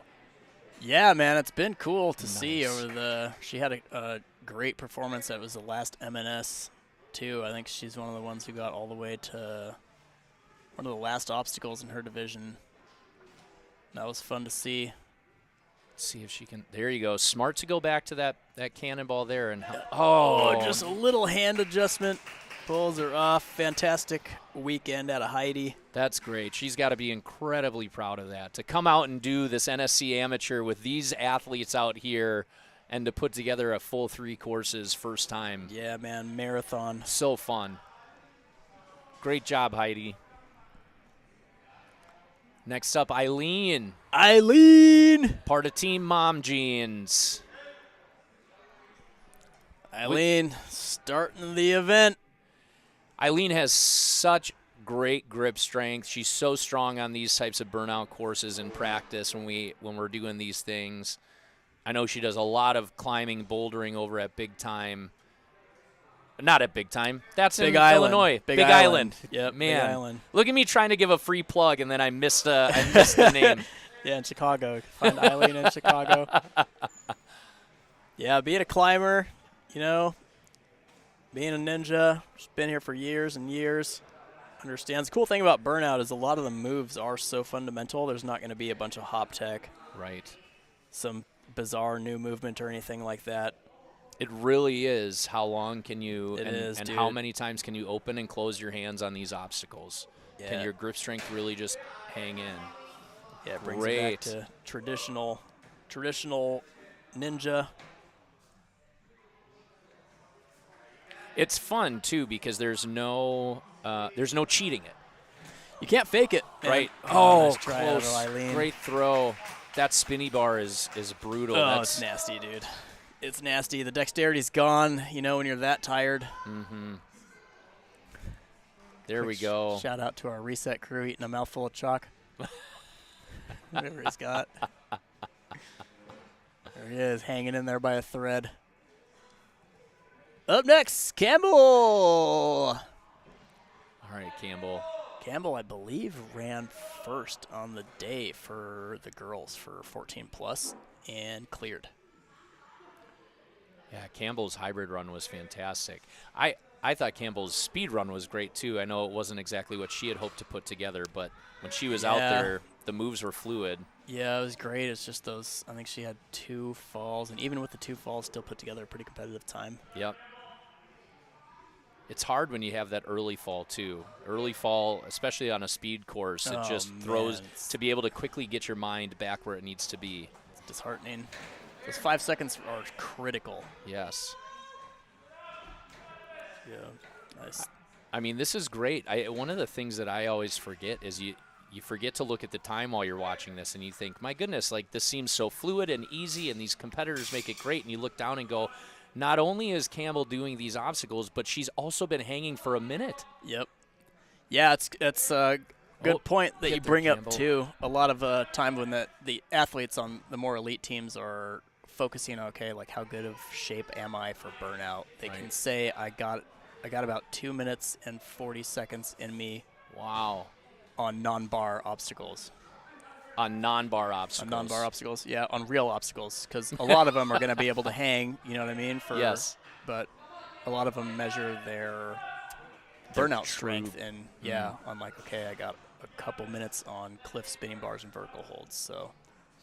The burnout too, it's, you know, there's Great push. great Campbell. job there, Campbell. Good competition. It's going to put her in first.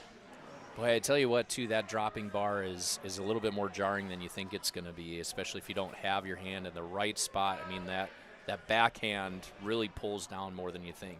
Yeah, that was a tough nut to crack. I don't think I helped those. Maybe I did help those guys rig that one. I remember that one took some fiddling around with to get kind of just right. Yep. Yeah, here we go. Here we go, Hannah Amaro. Had a Hannah great coming out of competition. Midwest Warrior. Yeah, she's had a great competition so far, too. Where's Midwest Warrior located at? Midwest Warrior Academy. I don't know. I'll have to look that up. I see her and Jackson at quite a few comps. Can't be far. We haven't Nebraska. been there, you know, for NSC, but I have been to Nebraska. Lived there for a tiny bit of time. Oh. You didn't want to move back? No. Nope. We lived in Grand Island. So I don't know if how close she is to Grand Island, but She's making great work of this spinny bar. It really is no joke. And it's just taxing on the forearms in a way that the other ones just aren't necessarily before that. yeah, you want to be on and off that thing fast, man. I saw a couple in the open division shade deep into it. Here are those. The hooks can be a nuisance here. I like that little pause before changing directions. That was great. Yeah, here we go. Still looking strong.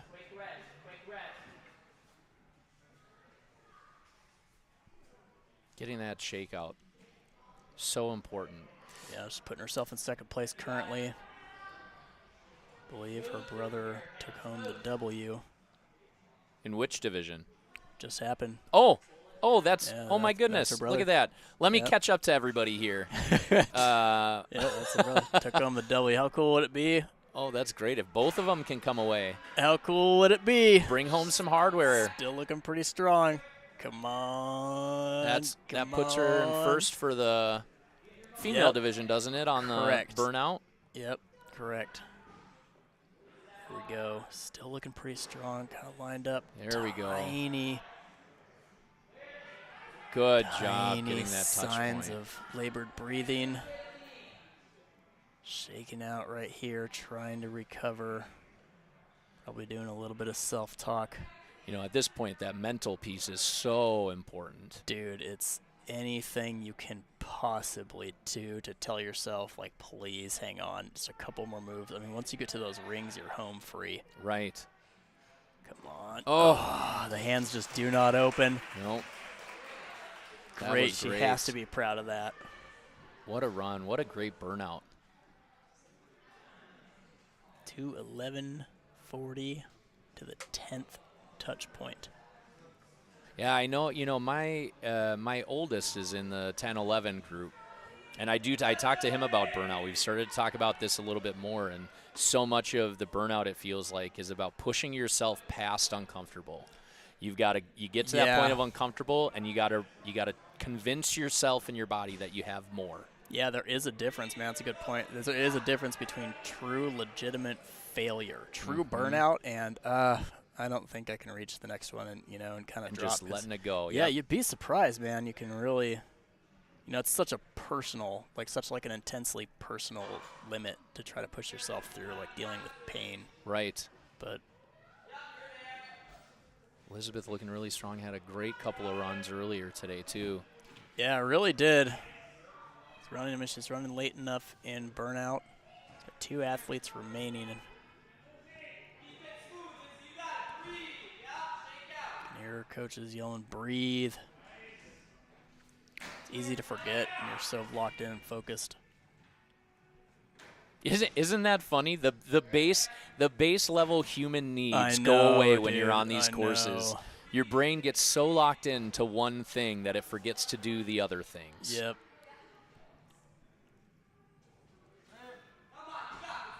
And breath work too can be so.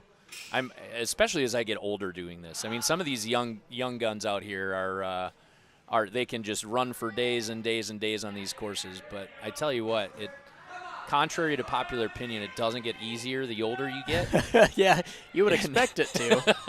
Most people expect that. That's right, especially crossing over the 40 threshold. There's a mental piece that comes in too, but the breath work on obstacles can be so important. Yeah, oxygenating your muscles, man. Close. Great push. Great.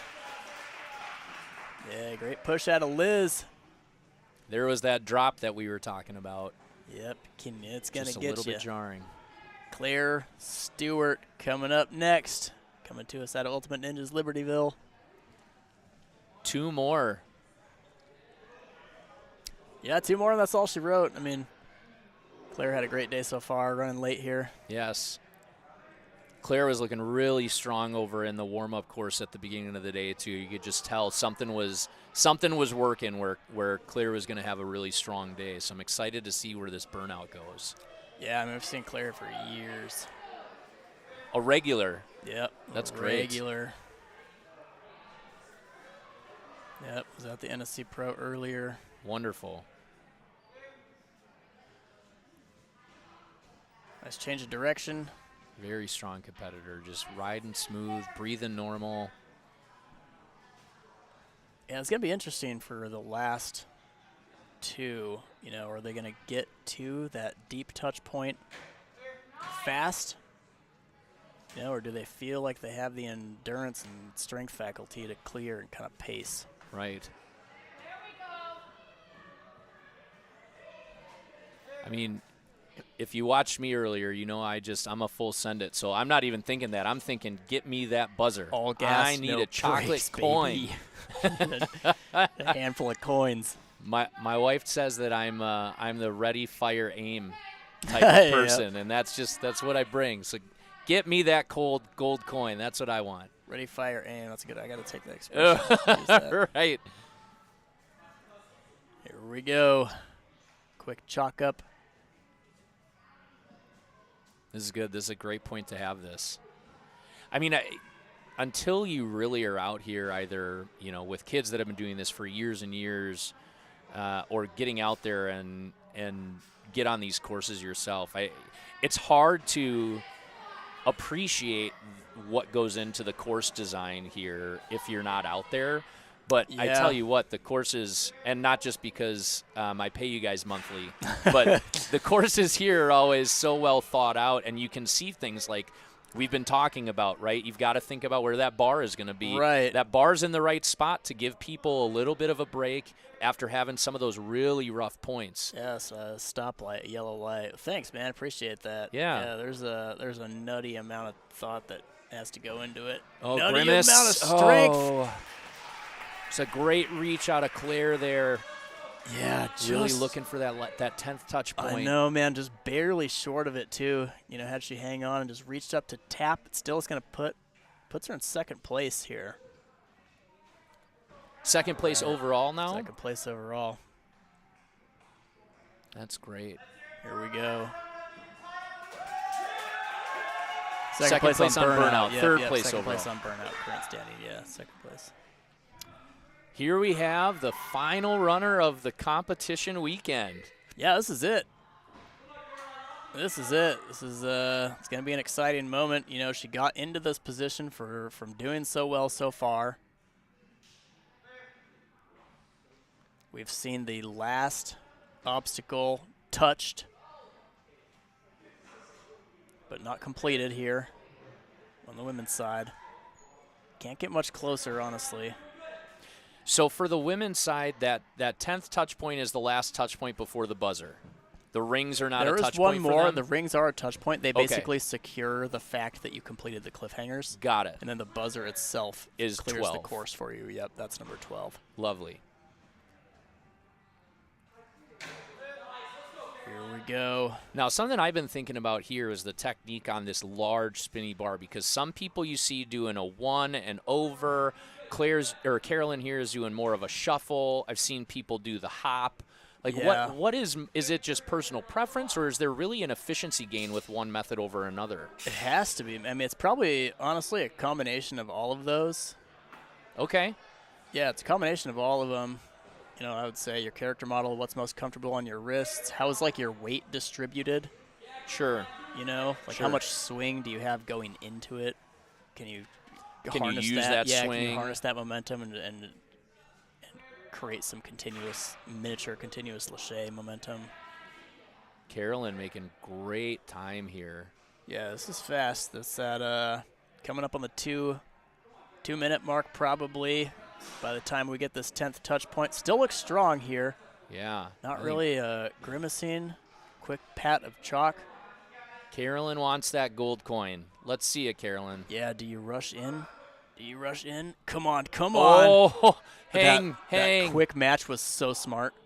Come on, dude. Oh, no. So close. True burnout. You could tell she was burning out and had to try to rush those last few moves. Yeah. Awesome. Had that great quick reset with the hands. What a run out of Caroline. What a weekend out of Caroline. What a competition.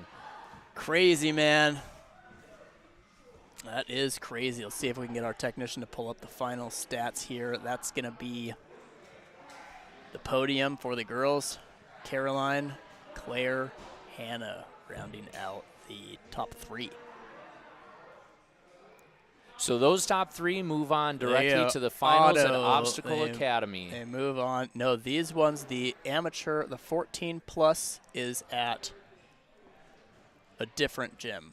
The youth You're crushing finals. Me. Just stake to the heart. I thought originally when we were originally signing up for the championship for youth, I thought we were going to do amateur as well. Oh. It makes sense, though, because, I mean, there's no way you could cram them into 2 days, so it would have to be like a Sure. 4-day event, you know.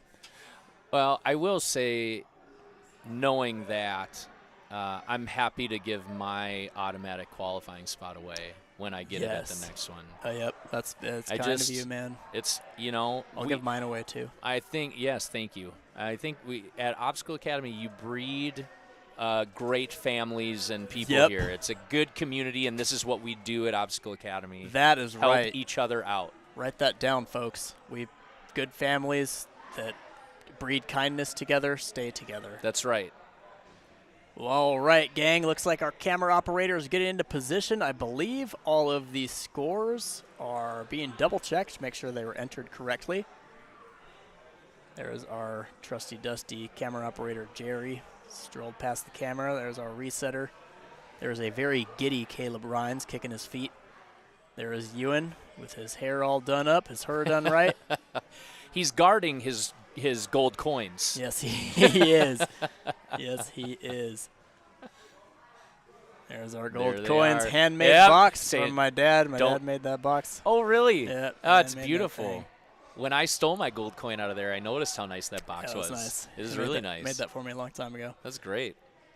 All right, everybody. Sorry, I'm going to point out too that box is not nails and screws. It's knocked together. It's joinery, yeah. Yeah, that's great. Yeah, it's like a Japanese style joinery. That is real woodwork. Sorry, back to the final. Back to the finals. We got Judge Skinny having all the athletes give themselves a round of applause. Starting with the open division. Third place, Cohen Dahlstrom. Man, he always brings the heat here, competing in the OA. He's constantly on podiums. Great athlete. Nonchalant. Second Here we place, clutching the burnout. Gets the grab from the homies. Gets the hardware. Look at him. I love it. Podium NSC. Jackson Amaro. First place. Wow. Taking that clean W. Monster. Great speed job. Course run. Yeah, dude. Monster burnout run, too. Look at those smiles. Smiles you send home to mom. Great That's job. Right. On to the ladies. And a heel clip. In third place, we have Hannah Amaro. Third place. Another podium for the Amaros. Auto qual for the amateur wonderful. championship. Second place, Claire Stewart. Second place. Shout out to the Ultimate Crew. Love those guys out there. Claire Stewart. And with a full sweep, we have First, and first. Yep, and clean sweep. Crazy performance. Adam is Wilwerding. There they are. Probably get the whole podium up there. Boy, what a great weekend of competitions here, Yeah, man, Hunter. what a blast. Thanks for having me in the booth Dude. here today. Heck yeah, bro. Would love to Seriously. be back. Let me know anytime. Yeah, man. Oh, we're missing our third. Whoop. Go in there, Cohen. Whoop. Cohen. There he goes. Hardware back on. One more Smile come out. There it is. There it is. There they are. There we go. Hey. And the brother and sister love there. I love that. amateurs. Why don't all of you come grab a coin? It's coin time. Perfect. Now everybody coin gets time. coins. There they go. Boy, I'm going to go get another one of those, I think. Camera operators. Keep those treats away from Jerry. He's had enough today. Ate all our donuts. There he is. He almost got caught. Almost got caught out. Well, thanks again. What a wonderful weekend. Thanks for having me. Yeah, heck yeah, man. Love this. Killed this was it, great. Bryce. Well, thanks for tuning in, everybody. We are going to sign off, handing out Bitcoins. Coach Skinny is handing out Bitcoins to the chat. Those Tell are him. worth 1 Bitcoin each. He better save me one. Gobble up, chat. Gobble up. Thanks for tuning in, everybody. We will see you guys soon. We have redemption time for couple of the athletes, and then we are going to get out of here, get some R&R, get some all-you-can-eat sushi. Obstacle Academy for the NSC here, signing out.